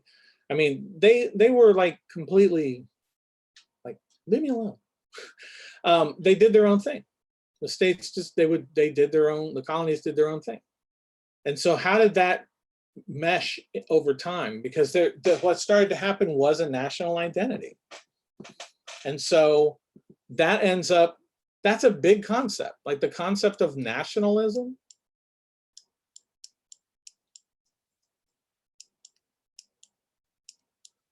This is a big concept. And like, when did that rise? When did that develop in America, where it stopped being separate colonies and started being America? And that what was best for America was what was more important than what was best for each state. That happened somewhere. What do you think that point was? So those are like some questions that you can ask yourself as you're getting prepared. Is where did that point come where they were willing to fight as a united country? Was it after the French and Indian War, the 7 Years' War? Was it at that point where they were like, okay, we did this, and started to see themselves as an us against them kind of situation. Was that the breaking point? Was it something before that? Those are all questions to think about and that goes beyond just content, And so learning the content, very important, but you're going to show your content knowledge by the ability to connect dots. Another type thing that like later on we would cover normally in our like later units, which time-wise, as far as like dates go, is not going to be covered on the test, like the 50s, 60s, 80s, stuff like that. But concepts about civil rights, concepts about the role of women, role of minorities, and looking back to this era and seeing what was the situation here. Well, one of the situations here was we just saw, as far as voting goes, women weren't allowed to vote. It was property owners, men, which were men. Women couldn't own property. They couldn't vote. They weren't given the right to vote for a very long time, at least, over 200 years. And so it ends up being that's an ongoing thing. Where do women fit in this society? Where do minorities fit in this society? And it's not just where do blacks fit in, but where do the American Indians fit in? They don't. Okay, that's why they get rid of them. Where do people that have come up from Mexico and things like that, where do they fit in? They don't. And so that's kind of like how this early establishment, like how the country viewed things at the very beginning, is going to determine that. So one of the things, you guys have more time. I know that right now, this whole situation with the virus and everything's an upheaval. I know it's really tough. I mentioned it yesterday. I've got a senior, a sophomore, and a sixth grader. And we've got more questions than we have answers. We have 10 times more questions than we have answers. And we don't have any clue how this is going to go. So all we can do is keep preparing. We got to keep getting ready. We know the tests are coming. So we got to get ready for the tests. The nice thing is that you do have a little more freedom in how you prepare. Like you can watch the videos on AP Classroom. Obviously you want to watch those. You want to use their resources because College Board is the one who puts out the tests. But like us hanging out here, one of the cool things is we can kind of think through outside of the scope of just content, just details and facts. We can kind of think about those more drawn out connections. And so there are books out there like 1491, or like I mentioned yesterday, the New York Times series on the slave trade. And there's a book by Zwink, C-W-I-N-K, about the founding of America from a different point of view, which is not the European point of view. And so recognizing some of those things, that's actually going to broaden your ability to answer questions, is to think about things not just knowing all the dates, but how do they tie together? And that there are things that happen in the 1700s, 1600s, that we're still paying for today. Honestly, the seeds were sown back then, and we still pay for it at this point. There are still ramifications. And decisions made here are going to have ramifications 100 years from now, 200 years from now. And so that's an important lesson to learn in life, but also for this test, it's an important lesson to learn that everything has to fit together somehow, and there's going to be a ramification at the end. So those are some important thoughts to have as you're preparing and thinking through everything. Next week, we're going to go and we'll pick up. Hopefully you can hang out with us again. Monday through Friday, we're planning on being here at 2 o'clock. We're going to pick up with one of the other most covered eras of human history, of American history, Abraham Lincoln and the Civil War. We'll probably do a little, well, I think we do some before that. So let's look at what we've got. Yeah, U.S. foreign policy. We'll talk about that. That's our next one. Monday, we're going to talk about that, like how the U.S. starts interacting once it realizes it's a real thing, like it's a real country, how it starts interacting, and then talking about Civil War. So Monday we're going to be talking about how the U.S. starts flexing. You could look at it that way, how the U.S. starts flexing on other nations. And so it also is going to deal with the War of 1812. Then we'll move into Civil War. So again, think about this, okay? That idea of manifest destiny, that idea that those colonists had about why you can't tell me that I can't cross the Appalachians, okay? So the Proclamation of 1763, where they're told, you're not allowed to go any further west. And the colonies are like, shut up. That mindset never goes away. And so after the Revolutionary War, after the US is set up, after the War of 1812, they do start flexing. They start being, they're like, listen, we're going all the way to the other end. I don't know what's out there, but we're going to go over and take it. And so that leads to them expanding west. That leads to the US saying, why don't we have an empire? Why don't we have lands overseas? And so some of the stuff we're going to be talking about Monday and Tuesday and Wednesday, they again are reflected right here. So that mindset that seems so minor of you can't cross this border into Ohio, that mindset is ingrained in the country to where it leads to so many more conflicts later on. And so again, it's kind of, as a history, I get excited, and some of you probably don't because you're like, I hate history. I hear you, I understand. But I get excited thinking about some of those things just because it's just kind of cool to see the puzzles pieces click together and everything. So you got to forgive me for that. I guess it's better than me not liking this at all. Anyway, thanks for hanging out with us again today. Tell your friends, tell some people, say, hey, come on, this thing's cool. It's free. You can hang out with them. They talk about fun stuff and they show toys on screen. So we'll see you guys hopefully on Monday. Have an awesome weekend. Thanks again. At the top of the hour, we're starting biology. And so you can hang out there and see Ari and Nick, and they are amazing also. So have a good weekend. I will see you next week.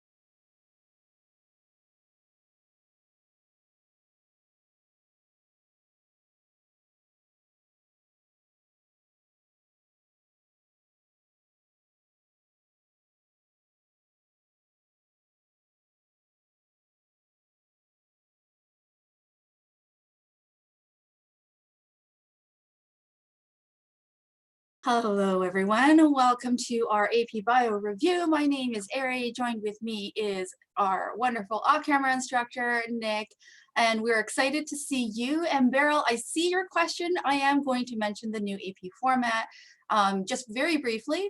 And as you correctly discerned, we are not going to be covering the last two units, which is ecology and natural selection. So you know, I'm glad that you guys are all keeping your eye closely on the new changes that have only really just been released hours ago. So awesome job. Yeah, no, so so let's head into this. Not only is the topics that we're going to cover today particularly relevant, they are quite high yield, and I'm excited to go through some questions with you. And so remember, if you were here last time, the focus of our review isn't so much to be teaching you content, but to be reviewing content through the context of some questions. So that's what we're going to do. I'm not going to sit here and just blabber at you. I'd love for you to interact with us in the chat.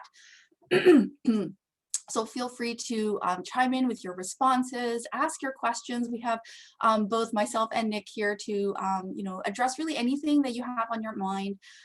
So please do interact with us. So I'm going to get started with, there we go. Okay, so throw me a yes or purple or something when you see the big old thing on my screen. It's very purple and blue. It says AP Biology, cells, bacteria, and the always relevant viruses. So once I see some responses, we'll get started. So yeah, so what, I don't know, cells, bacteria, viruses. What do you think about that stuff? It's very, very important. You know, it's the stuff that makes up all of us, makes up a lot of the things that are around us, has direct relevance to us. Excellent, Molly, well done. Okay, so let's get going. So here's I stole this directly from David. I will admit. We've got some of the big old breaking news that was released just this morning. The AP has been shortened and it is going to be at home. There are, it's going to be not testing the last two units. The last about 20% for bio, it is natural selection, and ecology will not be found on the test because those are usually covered later in the year. There'll be two different test dates for every AP test for students to choose from. It will be taken at home, and you will not be limited by technology. So if you don't have the ability to submit stuff on a, you know, on a computer or a laptop, you can do it on paper. You could take a picture of it and submit it, and that would be good enough for the AP exams. Efforts will be made to prevent cheating. We recognize that, you know, this is kind of hard when you're doing exams at home. There are some free live reviews that are starting, offered by the College Board, that's going to be starting, I believe, next week. I did take a peek at the bio ones. And interestingly, and I'm not sure what's going on and whether they will change this or update it, the reviews are covering parts of biology that is not on the test. So hopefully they'll be adding in some more ones there.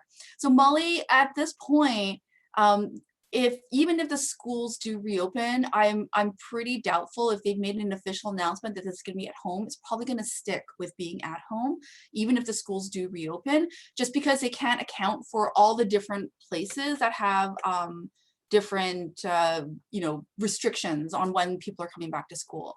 And yeah, Nicole, the entire exam is shortened to 45 minutes, just 45 minutes. The details of the exact dates, the software, the question types, all of that stuff is going to be released April 3rd. So put that on your calendar. College Board will release more details about what exactly is going on with that 45 minutes that you're going to be taking. And yes, Molly, I saw a very, very recently released tweet from the vice president of the guy who heads the College Boards, the AP exams, and he did confirm that this was a free response only, so no multiple choice questions. Now, I'm gonna be honest, I prepped for a bunch of multiple choice questions today. I did sneak in one free response at the very last minute. Nick was like, I don't know about that, Ari, but we will do our best to do that. And yeah, it's going to be only free response. At this point, the information we know, it's going to be only free response. We don't know how many of these. And so Alicia, we are going to be doing, at this point in time, we are going to be doing these style of like 1 hour review sessions covering units. So today is the last one for this week, and we're going to run them 5 times next week. So Monday through Friday next week, we're going to cover all the units, sampling from all the units. And if there are more, we'll keep you posted. We would love to do more of these, and I have a feeling that it's a good possibility that there might be more. So please do invite all your friends and family to come and hang out with us, and that will give us more incentive to offer more of these. And Bella, yeah, it's going to be like probably shorter, a couple of short free responses, but beyond that, I'm not 100% sure. And that's going to be probably generally for all the tests, but beyond that, they'll release more specifics. It's kind of hard to speculate. I don't want to give you guys wrong information. And so as of this time, what I do know is that it doesn't look like there's going to be any multiple choice questions. Yeah, Anthony, I totally feel for you. This is a lot of work that is likely going to be very different from what you intended with your prep. So yeah, I mean, we roll with the punches, right? A big part of studying for these big kind of like college credit kind of courses is, you know, the science should stay the same. Like what you're studying isn't a waste of time. You just have to kind of shift your focus so that your practice leading up to test day is going to be a little bit more related to what you're actually going to end up doing. So while multiple choice questions is a little bit, sometimes a little bit more straightforward, there's a lot more strategy behind like how you can go through process of elimination and do some types of predictions and stuff like that. The science behind that is still the same, whether it is testing free response or multiple choices. So that's what we're going to focus on today. We're still going to do a couple multiple choices. I did pull one free response question to do together, but hopefully the science that we do cover, regardless of what format it's going to be, is going to be relevant and interesting for you, and you're going to have a lot of fun. Yeah, Nicole, other than that, I believe the grading will be the same, but I'm not 100% sure. So keep posted. Yeah, we don't know how many free responses, Alicia. I doubt it'll be 6 in 45 minutes. I very much doubt it'll be 6 of those. It'll probably be a reduced number as well. Okay. 45 minutes. Okay, so let's get going with our very first question. In this lesson, we're going to be tackling questions on prokaryotes versus eukaryotes. We're going to talk about the organelles, the little compartments that exist within eukaryotes, right? And then we're going to talk a little bit about genetic transfer. That's going to be the topic of our free response questions. And we're going to do one question on viruses. Now, I did purposely choose a virus question, mostly because it's very relevant. It's not super high yield for the AP Bio test, but it is very possible. And, you know, I feel like with the changing times, it'd be kind of an interesting and relevant thing to throw in a virus question. Okay. So if you were here with me yesterday, you'll see the drill. I'm just going to pop up question on screen. These are all pulled from the AP Bio prep book, mostly, and I will give you a minute to work through the question, grab some paper, and if you need to take any notes and write down your answer, please go ahead and do that.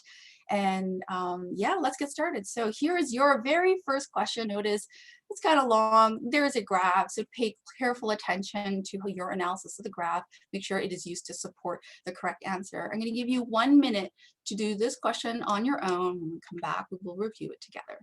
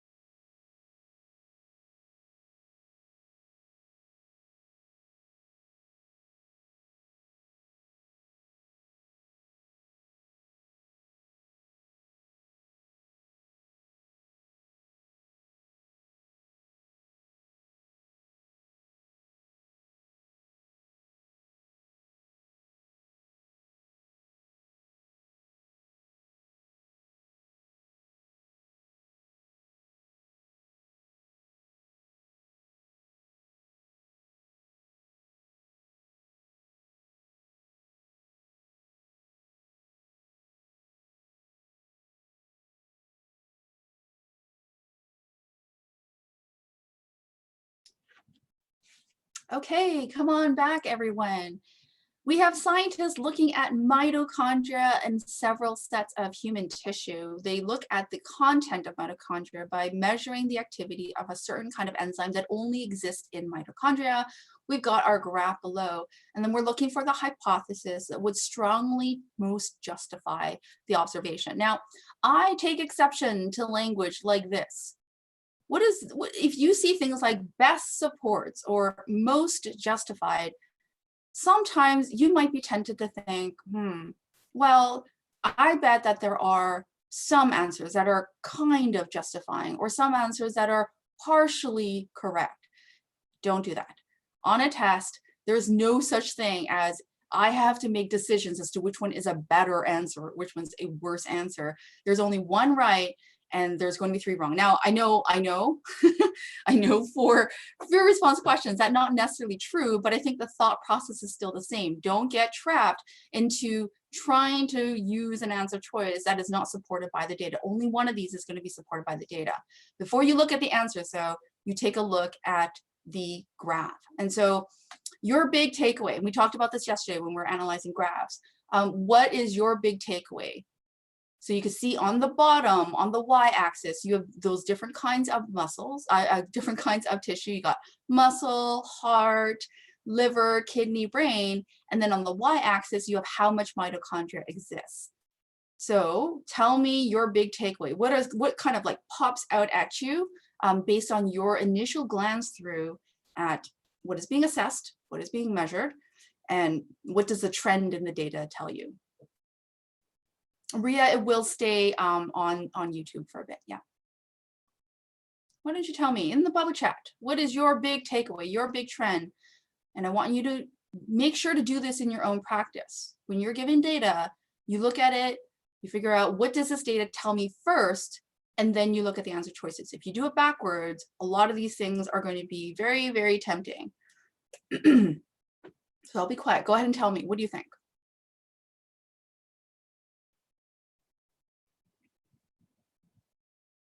So if you're thinking, well, liver, kidney, brain, doesn't seem to have a lot of mitochondria because these are kind of low, right? Yeah, Nicole, exactly. And then muscle and heart have a lot of mitochondria. And if you're thinking a little bit deeper as to like, why? Well, that's what the answer choices are going to tell you, right? So that's it. I would say liver, kidney, brain, not a lot of mitochondria. Muscle and heart has a lot. So we're looking for something that's going to support the reason why the muscle and the heart would require more mitochondria. Pretty much, Nicole. Yeah. And so a good part of being a scientist is being careful about the way you pull the information from the data to provide well-supported conclusions. Okay, so you guys are thinking like scientists. So A says a heart muscle uses a large supply of ATP because it contracts and relaxes continuously. So first of all, assess that statement. Is this a true scientific fact? Does the muscle need a lot of ATP in the form? And so that's energy, right? Because it contracts and relaxes continuously. Yeah, that makes sense, right? Now, does that link with the data? What is the link between mitochondria and ATP? Well, you know, mitochondria, powerhouse of the cell. It is the one organelle in your body that produces the most amount of ATP. So does it make sense that the heart has a lot of mitochondria because it requires a lot of ATP because it needs to contract continuously? Yeah, so that is your correct answer. A is absolutely correct, okay? Now, who here was like, I don't trust myself. I could see that A is correct, but I'm going to keep looking at the other answer choices. The more and more practice you do, the more and more you will be able to trust yourself. And on a free response question, clearly what you come up with has to be correct. You're not going to have to waste time analyzing a bunch of wrong answers. So Beryl, exactly, I want you to kind of stick with that one big key idea that the mitochondria is going to require or produce that ATP. So real quick, the reason why the wrong answers are wrong, skeletal muscles need a large amount of mitochondria. Yeah, that's good. To support protein synthesis. Sounds so tempting, But what organelle must we be thinking of when we've got protein synthesis? What do you think? And we'll talk about C as well, Molly. We'll talk about C as well. What organelle is required for protein synthesis? Yeah, let's talk about that, Bella. Why isn't it B? The first part of the answer choice is supported by the data, but the last part of the answer choice is the part that I have exception with, because it's not the mitochondria that supports protein synthesis. This is stuff like ribosomes, right?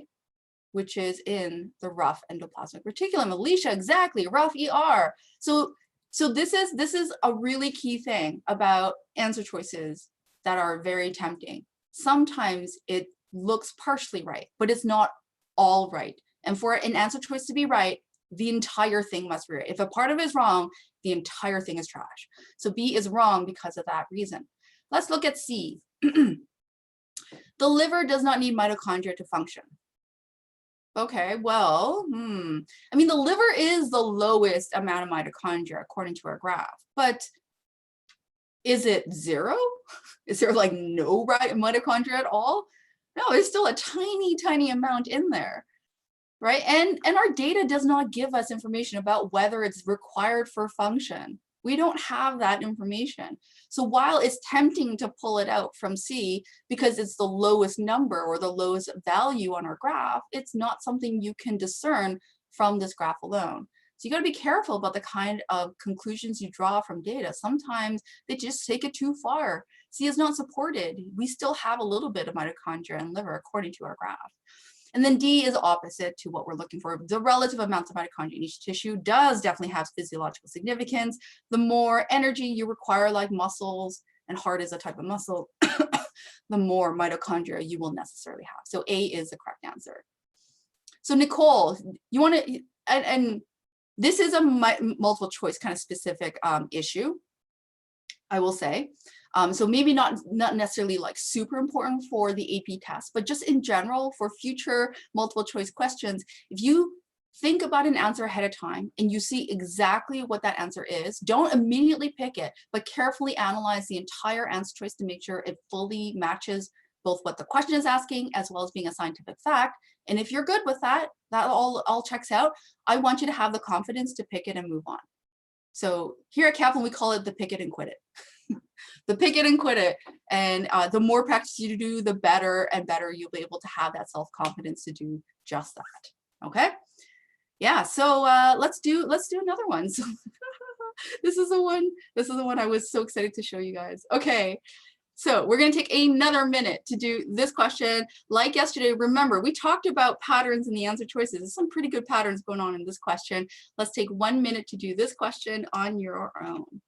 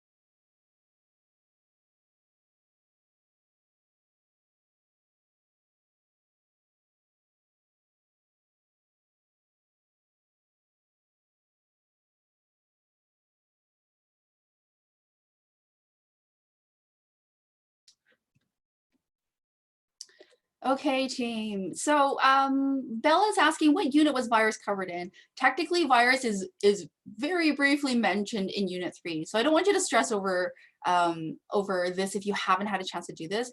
The only reason why I'm doing a virus question right now is because it's very relevant. It is not as likely to show up on the AP Bio exam compared to like all the other parts of bio that you need to know. So yeah, so let's take a look at this. Certain viruses like COVID-19 have higher mutation rates than other viruses, such as a virus that causes chicken pox. Which statement best explains this difference? So if you look at the patterns, it talks about COVID-19 being either DNA or an RNA virus. And then the chickenpox has either DNA, RNA, or retrovirus. So these are all terms you should know. What's a virus? What is the difference between these 3 different kinds of viruses? So yeah, it's not a unit, Ria, and I agree with what you're saying, but it is briefly covered in unit 3 of like cell bio. Okay. Okay, so let's talk about these components.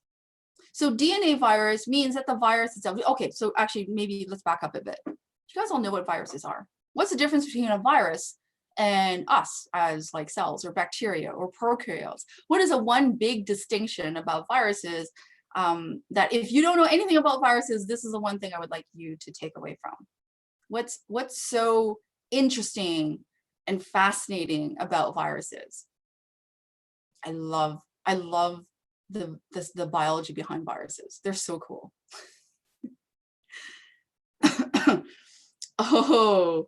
Oh, let's talk about that. So it's not quite a retrovirus, but a retrovirus is a subtype of a type of virus, Beryl.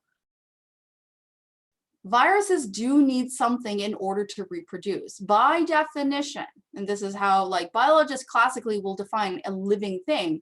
Living things are able to reproduce by themselves. Since viruses require a host to reproduce, we don't classify viruses as living. They're just like these things that go and like force the host to reproduce and replicate itself. And then you've got a bunch of other tiny viruses. Yeah, so in terms of the viruses, though, we've got a bunch of different subtypes because really they're just like containers with genetic information. The genetic information is what's required in order for it, like that's what coding for other parts, like parts of the virus that is required to reassemble and to make more viruses. Here is exactly, viruses are non-living, but they kind of do have living characteristics. They move around. They are able to venture into other hosts and stuff like that. So let's think about this. What's so different about certain kinds of viruses? Another very common virus that had this higher mutation rate was Ebola. And you guys all, I don't know if you guys remember the Ebola outbreaks from a while back, but they were also a very scary kind of time in history, not like far history, but a couple years back. Yeah, so what is inside the virus definitely does dictate a lot of the way that viruses change and adapt to the situations. So if you have a higher mutation rate, it's very possible that the way you mutate, the way the virus mutates is unfavorable. Like selection pressure will favor against it and it'll die out. But the ability to randomly mutate very, very frequently gives you a higher likelihood of having something advantageous. That's how evolution works in general. So having higher mutation rates is favorable for very different kind of changing conditions. So how does that work based on the kind of genetic information you have? Well, central dogma of genetics says that we, as eukaryotes, have DNA. We translate that into RNA, and that becomes protein. This is central dogma of genetics. In viruses, they don't always just have DNA. Alicia, yeah, that's a great point. Some of them are RNA based. Now, the big thing about DNA and then replication of DNA is that they have something called DNA polymerase. DNA polymerase is actually a super cool, very important enzyme that does a lot of jobs. It doesn't just replicate DNA, it has a lot of proofreading ability. So if I told you, go talk to my uncle, he's a really good proofreader. He's gonna read through your text, your essay, and he's gonna pick out all the mistakes and fix them. That's a proofreader. DNA polymerase has a lot of proofreading abilities as well. So, under the process of remaking or replicating DNA, it also works backwards and fixes things that it's made mistake of. But if you have an RNA-based enzyme, and it's called positive sense RNA, it's directly translated into protein. Well, when you have an RNA polymerase, it doesn't really have that proofreading ability. And so it's very prone to making a lot of mistakes. Sometimes, most of the times, those mistakes are bad and that virus won't survive. but on occasion, that mistake is very favorable. And so that's what's leading to the higher mutation rate. So the reason why the correct answer here is B is because COVID-19, like Ebola, is an RNA virus. DNA virus is like chickenpox. It's very stable, doesn't change. Once you're vaccinated against chickenpox, it tends to be that you don't ever get it again because chickenpox virus is the exact same all the time because it's a DNA-based virus, okay? Retrovirus is another type of an RNA virus. So that's why like C and D are wrong. So chickenpox is not a retrovirus. What a retrovirus is, and this is another really cool thing. Retrovirus is essentially, what does retro mean? Like retroactive, you know, retro something. It means to go backwards, right? So retroviruses essentially go backwards. They have something called a retro, like a type of retropolymerase. And then it goes backwards in the kind of the central dogma process is it makes DNA. And that DNA isn't just like, oh, just make more of my virus. It inserts it into the host. And so sometimes it goes dormant. If you've ever heard of things like the herpes virus, like the little cold sore virus, sometimes like it's like not there. Other times it kind of like breaks out. When it's not there, it's because it's not actively replicating little viral things. Reverse transcriptase, Beryl, you are on it. Well done. Yeah, they have a type of enzyme called a reverse transcriptase that goes from RNA to DNA, and that DNA then inserts into the host genome. So nice, cool, right? Science is cool and relevant. So I hope you learned not just a little bit about you know, the stuff for AP Bio, but you learned a little bit about why COVID-19 did have that high rate of mutation where it was initially an animal virus, but because it's an RNA-based virus, and this is true of really any RNA-based virus, they're a little bit scarier because they have that higher mutation rate. Okay. So let's take another look at a different kind of question. And we're going to kind of shift over to some bacteria stuff. So just like last time, I'm going to go ahead and give you 1 minute to do this question on your own. Go ahead and throw in your answers into the chat. Don't be afraid. If you have a different answer, be brave. Put that in the chat too. So we'll get a chance to answer all your questions. So 1 minute here.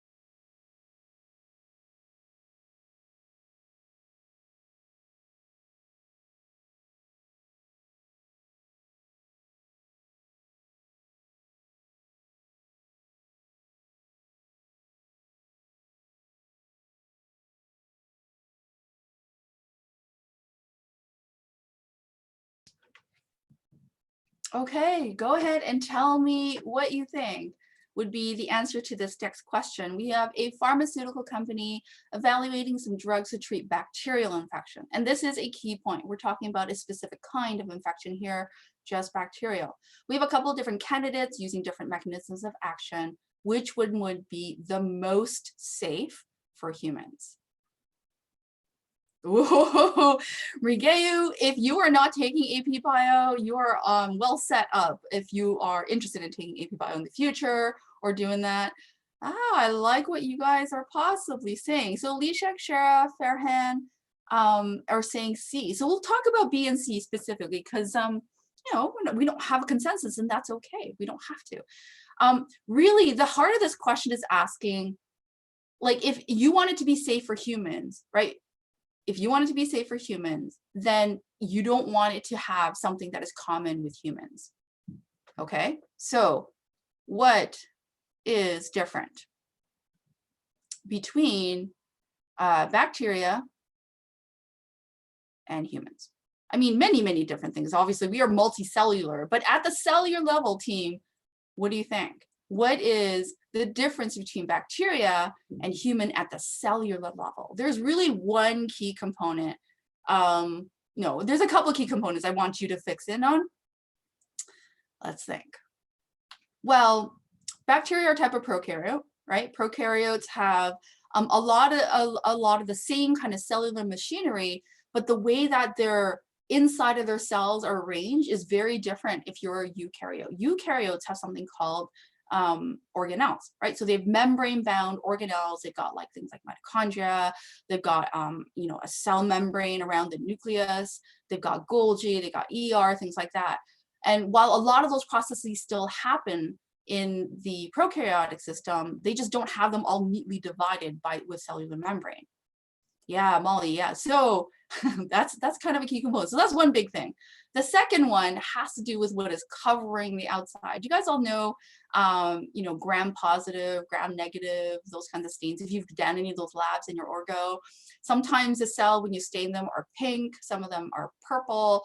That has to do with one key component that exists on the outside of bacterial cells that we don't have as eukaryotes. We don't have. And so as Molly and let me see, who was it that said it a little bit earlier? Rigeyu said it has to do with the cell wall. The correct answer here is actually B. A molecule that inhibits the cross-linking of subunits in the biosynthesis of cell walls is the key component, where this would target bacteria, but it would not really affect humans, because humans don't have cell walls. What do eukaryotes have instead? What do we term as a thing that envelops the outside of our cells? It's not cell walls. Cell walls have things like peptidoglycan, and we don't make peptidoglycans. Our outside covering is generally lipid-based, and we call that not cell walls, but what do we call that? Yeah, now we know. And really, if you're doing questions and you're expecting yourself to get them right, you're not learning. So we're doing hard questions for a reason, is that I want this to be an opportunity for you to dig into what you do know and what you don't know. And I expect answer choices to be wrong, and that's okay, because that way you know exactly what to fix for next time. Okay, so to answer my question a little bit earlier, the thing that we have as eukaryotes on the outside is called a cell membrane. So a cell membrane, if you've ever seen like diagrams, they've got these like, you know, these kind of things, right? Yeah, phospholipid bilayer, blah, blah, blah, things like that, right? So this is what we have on the outside. While bacteria also have phospholipid bilayers, they also have an additional component on the outside of that called the cell wall. And so that can be a thin one or a thick one. That's the reason why you get different kinds of staining, gram staining for bacteria. Yeah, good, okay. Real quick, A, C, and D are all things that is true of eukaryotes, and that's why C is wrong. Golgi apparatus is something that only exists in eukaryotes, so that's actually be kind of bad. That would specifically target eukaryotic cells, human cells, and a molecule that inhibits the biosynthesis of phospholipids in the plasma membrane would also target both. Okay, so Molly, would these questions be considered harder questions on the test? I did purposely pick harder questions for a reason. You know, questions that just test recall of knowledge aren't as interesting, honestly, to cover in a review session. And then secondly, you're just more likely to know them if you don't. Like if you know them or you don't. And so I did choose questions that were a bit on the harder level, just so that we can foster a bit more conversation. You get a chance to review a little bit more. Great question, Kaylin. Yeah, what does it mean by cross-linking of subunits?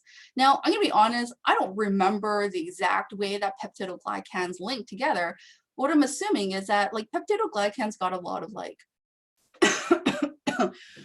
a certain kind of cell molecule. And so let's say like, I don't quite remember the intricacies of what's behind the peptidoglycan, but what's cross-linking means is a covalent bond that exists between like certain kind of individual subunits.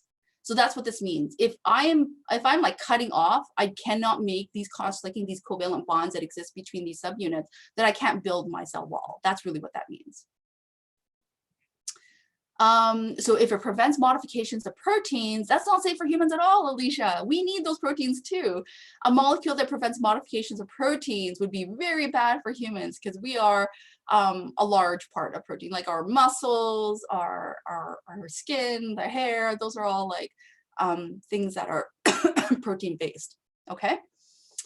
Yeah, so it's a tricky question. I completely admit it is a very tricky question. A is also wrong, to be clear, if anyone did pick A, because bacteria don't have nuclear membranes, they have nucleoli, like areas that like where the genetic information kind of sit, but they don't actually have a membrane. So A is wrong for that reason. Okay, so I'm gonna do something. 1 second. Look at this. Okay. So what I think would be helpful for us to do is kind of walk through a free response question. Okay, we're going to walk through a free response question. And I'm going to do my best to kind of like talk through the question. The actual, information as to like what you should be writing down for questions like this one isn't something that I'm going to type on screen, but we'll kind of like walk through them together. So what I would like for you to do is, this is it. Okay, so I'm going to give you, we'll say like a minute and a half. Okay, a minute and a half. Don't worry about the questions on the side. What I want you to do is just take a look at the stimulus. So it's a short paragraph and a little diagram. Take about a minute and a half and then think about what you do know about it. And if you want to, you can kind of, head on over and look at the first question that's on the side, but we'll kind of talk through the question together instead, okay? So 1.5 minutes to take a look at the stimulus on the left on your own. If you have time, and in addition, you can take a look at some of the questions too as well. So let me just grab my timer, not 10 minutes. There we go. Okay, so 1.5 minutes just to look at the stimulus.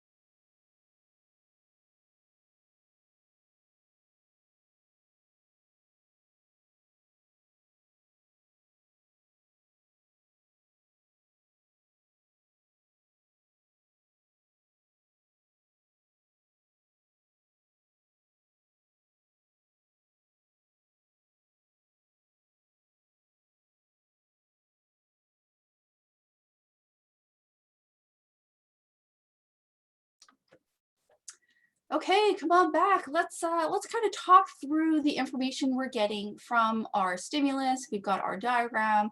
So scientists is conducting an experiment with some penicillin-sensitive bacteria in which we add a plasmid containing a gene that confers penicillin resistance. We're going to follow a protocol that has growth, uptake of that plasmid DNA, and then he plates it. Plates it means, this is, it's that little petri dish. It's got some agar, some growth medium in there. Sorry. And then we're going to throw in our bacteria, and then we're going to kind of like let it sit at a good temperature, and then we're going to wait and see if there's any growth on those plates, little circles that indicate bacterial growth. So you got 4 different plates, 4 different kind of conditions. Here we have no plasmid. Sorry, I'm just going to grab my pen.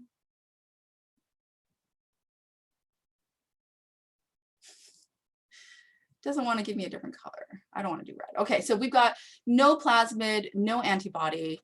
right? No plasmid with antibiotic, sorry. Plasmid without antibiotic, plasmid with antibiotic.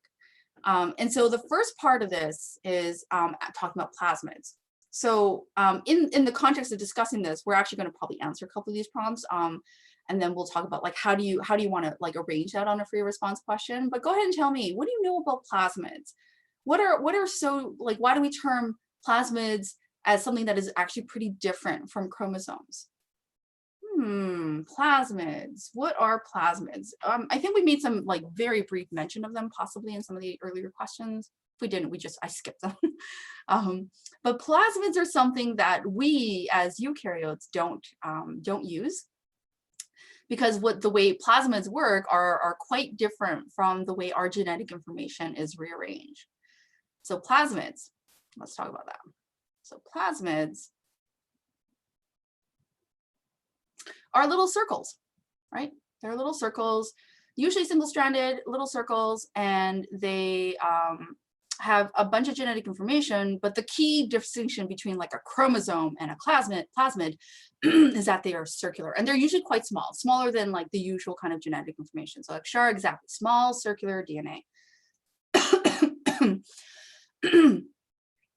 Yeah, and so not only do they replicate separately from chromosomes, they just, they're usually the genetic information in bacteria is circular as well. So we wouldn't call that the chromosome, I guess, because chromosomes are linear by definition.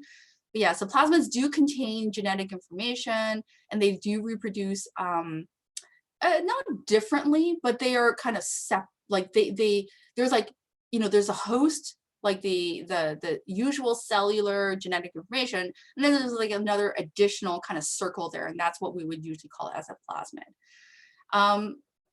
So what does that mean? So how do they evolve in genetic information? So usually what you can do is just introduce a plasmid to a bacteria, and then they provide bacteria with like things like cool additional things like, I don't know, antibiotic resistance, like a gene that will allow a bacteria to survive the presence of a certain kind of bacteria, antibiotic. They might confer advantages to survival. They might make you grow better. They might make it more favorable for reproduction. So it's genetic information, but what's on there though is going to be important depending on the kind of conditions that's in. So for A, so it says describe plasmids and their involvement. What you want to have is small circular pieces of DNA. They replicate independently. You want to also describe how they have genetic advantages, like surviving in the presence of antibiotics for reproduction and for growth as well. Okay. So that's the A part of this. B says predict what will happen on the plates. So let's walk through these one by one. So if you have lots of like good stuff in the medium, so glucose with no antibiotic, and bacterial strain without any plasmid, why don't you go ahead and tell me, what would you predict to happen on my plate? So no antibiotic, right? And no plasmid. So this would be just the native cell all by itself. Native meaning like nothing has been done to it. We call that wild type as well. This is just the cell all on its own. No thing to like, no antibiotic to make it go away, but it doesn't have that cool additional plasmid.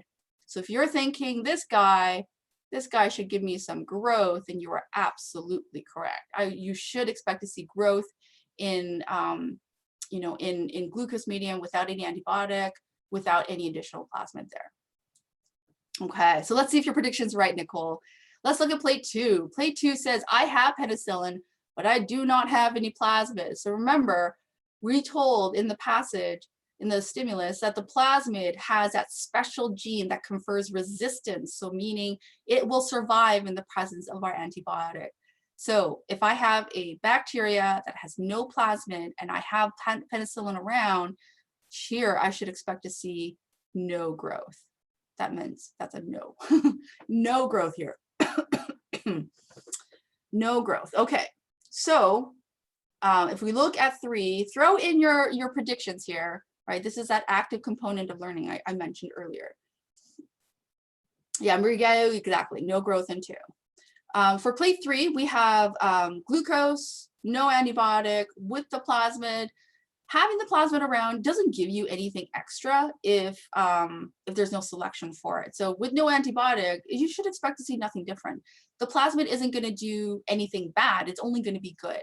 So you shouldn't expect to see anything different over here. You should expect to see growth in 3. So last bit, plate 4, we have glucose medium with penicillin. And in plate 4, we also have that plasmid added. So this is like the big kicker, the big difference between these two. Go ahead and give me your prediction for plate 4. If I have plasmid around and that plasmid has that special gene, and then I add in penicillin into the medium, what should you expect to see in plate 4?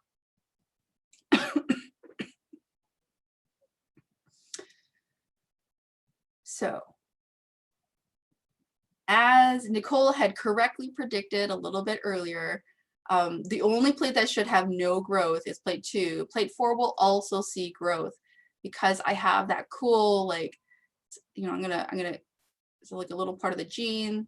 It's got that, I'm gonna draw like a shield. I'm such a bad drawer, you guys. This is a shield to antibody. And oh, no, maybe we'll call it penicillin. I suppose we should call it penicillin. There we go. I should not freehand draw. This is like a shield, okay? And then this is like penicillin. Go away. X out. Okay, yeah, so I should, yeah, I have that resistance to it. Well done, team, well done. I will see growth in 4. And it's all because of that cool little penicillin, that plasmid. Okay, so that's our prediction for the growth patterns, and that would be the correct answer to be predicting the growth patterns. So C, we kind of already did it, honestly. All you got to do is walk through each one of these plates. Plate 1 will have growth because there is no antibiotic in the medium. Plate 2 will not have growth because there is antibiotic and there's no plasmid to confer resistance. Plate 3 will have growth because there is no antibiotic, even though the presence of the plasmid is there. And then exactly, Molly, plate 4 will have growth because penicillin is there, but the plasmid will confer resistance. That is justifying your prediction.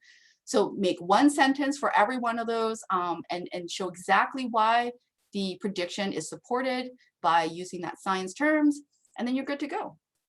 The last part is the one that isn't really related to this. I mean, it kind of is. It talks about how they have a protocol that initiates the uptake of plasmid. So there's a couple of different answers that would all be supported by answer choice D. So the protocol that scientists use to encourage the uptake. Now, let's say you haven't covered this and you're like, I have no idea what any of that is. Well, you know, one way is to essentially just poke holes. Right, if you poke holes into this guy and all you're trying to do is like, you want your cool little plasmid to go into the cell, right? One way is to just poke some holes. A way to poke some holes is something called calcium chloride treatment. Calcium chloride. So calcium chloride is a chemical way of inducing transformation. Transformation is the term we use to say that we want our bacteria to uptake some plasmid from the environment. So calcium chloride treatment. So that would be one method. So this is like chemical. Okay. A second way would be to essentially heat it for a really short period of time and make it nice and hot. So it's called a heat shock.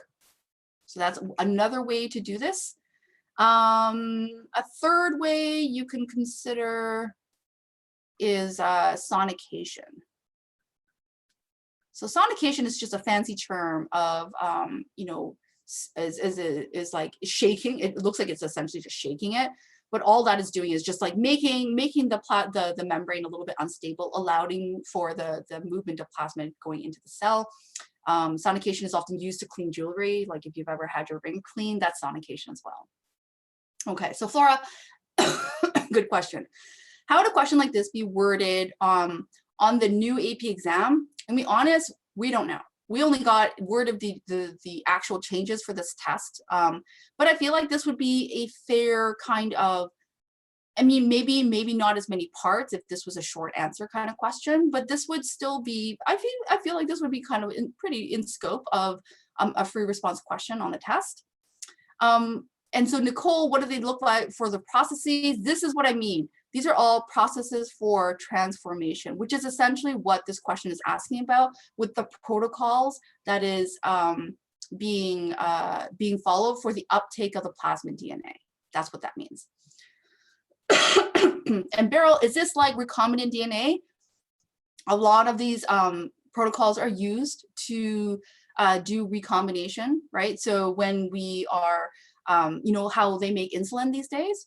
They use little bacteria and they introduce the plasmid that has the insulin gene on it, and they put it in bacteria, and they're like little protein factories. They overproduce that protein, they purify the insulin out, and so that is a type of recombination. Recombination just means like mix and match. We're taking a human gene, putting it into a bacterial, so that for the purpose of making lots and lots of that protein. So exactly correct. That is a lot of the processes used in recombination. Electroporation. Oh, that's another one. I didn't even think of that one. Nicole, awesome job. Yeah, electroporation. I'm impressed. Yeah, it's a little like electric shock. Also does the same thing. It makes little holes, allows for the movement of plasmid to go inside the cells. Remember, there's no nuclear membrane, Nicole. So this would be the outside membrane of the bacteria, but yeah, same deal, same deal. You would not have to draw a diagram for this one. All you would need is like a short paragraph for each one of these stimuluses. Nice, well done. Okay, so we've done this. We've gone through a free response question. I do want to kind of end this with one last question. So let's see if I can get it here. Last question. We're going to do 1 minute to work through question on screen on your own. I'm going to tell you something kind of cool about this question when we're all done. So 1 minute for this last question together.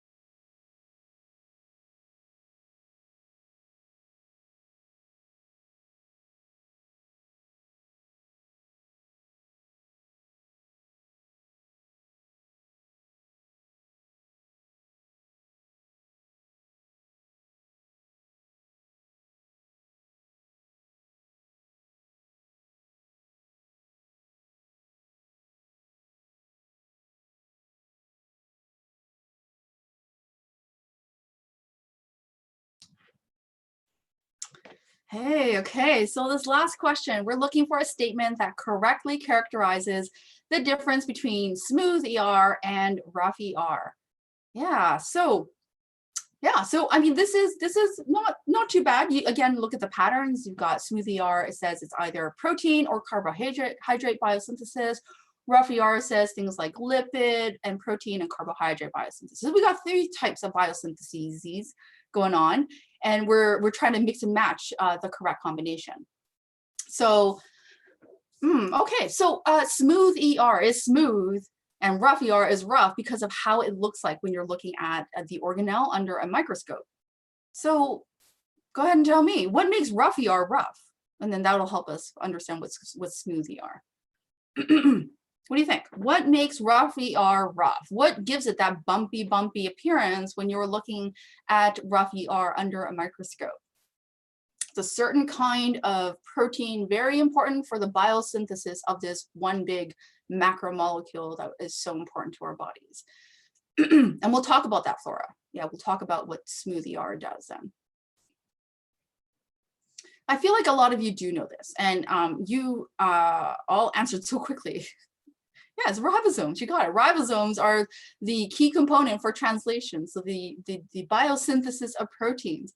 So if you were like, I know that part, rough ER is protein biosynthesis, y'all, like, look at that.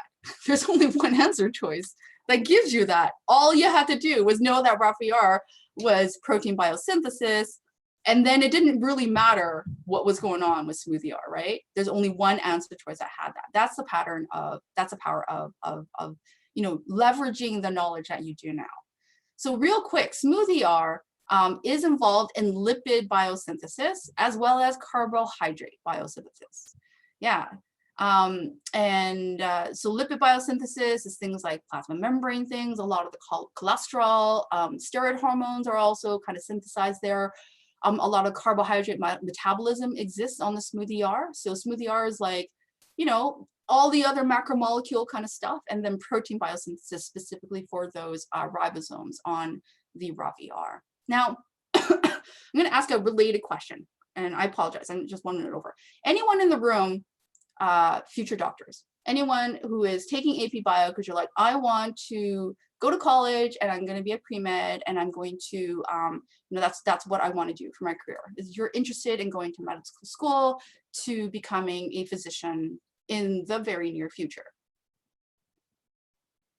Because I'm going to tell you something kind of cool about what you're doing right now with this test. And hopefully it will help you give some context for not just the immediate, like the AP Bio exam, but give you some context for the future. So Kaylin, biosynthesis just means to create a biological molecule. Molly, you know this question? Flora, you too? Yeah. Marigeyu, I feel like those are all very relevant and related processes. This is not from the AP Bio resources. I took this. I took this question from an MCAT practice test. So MCAT is a medical college admission test, and I want you to recognize something really important. Is the stuff that you are learning for AP Bio is directly related to the stuff that you have to study for going on to and you know, doing the standardized test for med school. So I want you to think about the long-term stuff that you're studying right now, because it's not something that you just want to like cram in your head for the short term and run away. But you know, this is relevant, and it is something you will need to continue to know for the future. So I don't want you to cram for the short term. I want you to try to understand the reason why the stuff that you are memorizing, and you know, future you will certainly help yourself. Okay, so they will thank you. Okay. So that is it for today. I had a lot of fun with you all. I do hope that you know, we get to meet again next week. Come back on Monday at 3 p.m. We're going to do some more AP Bio, moving into Unit 3.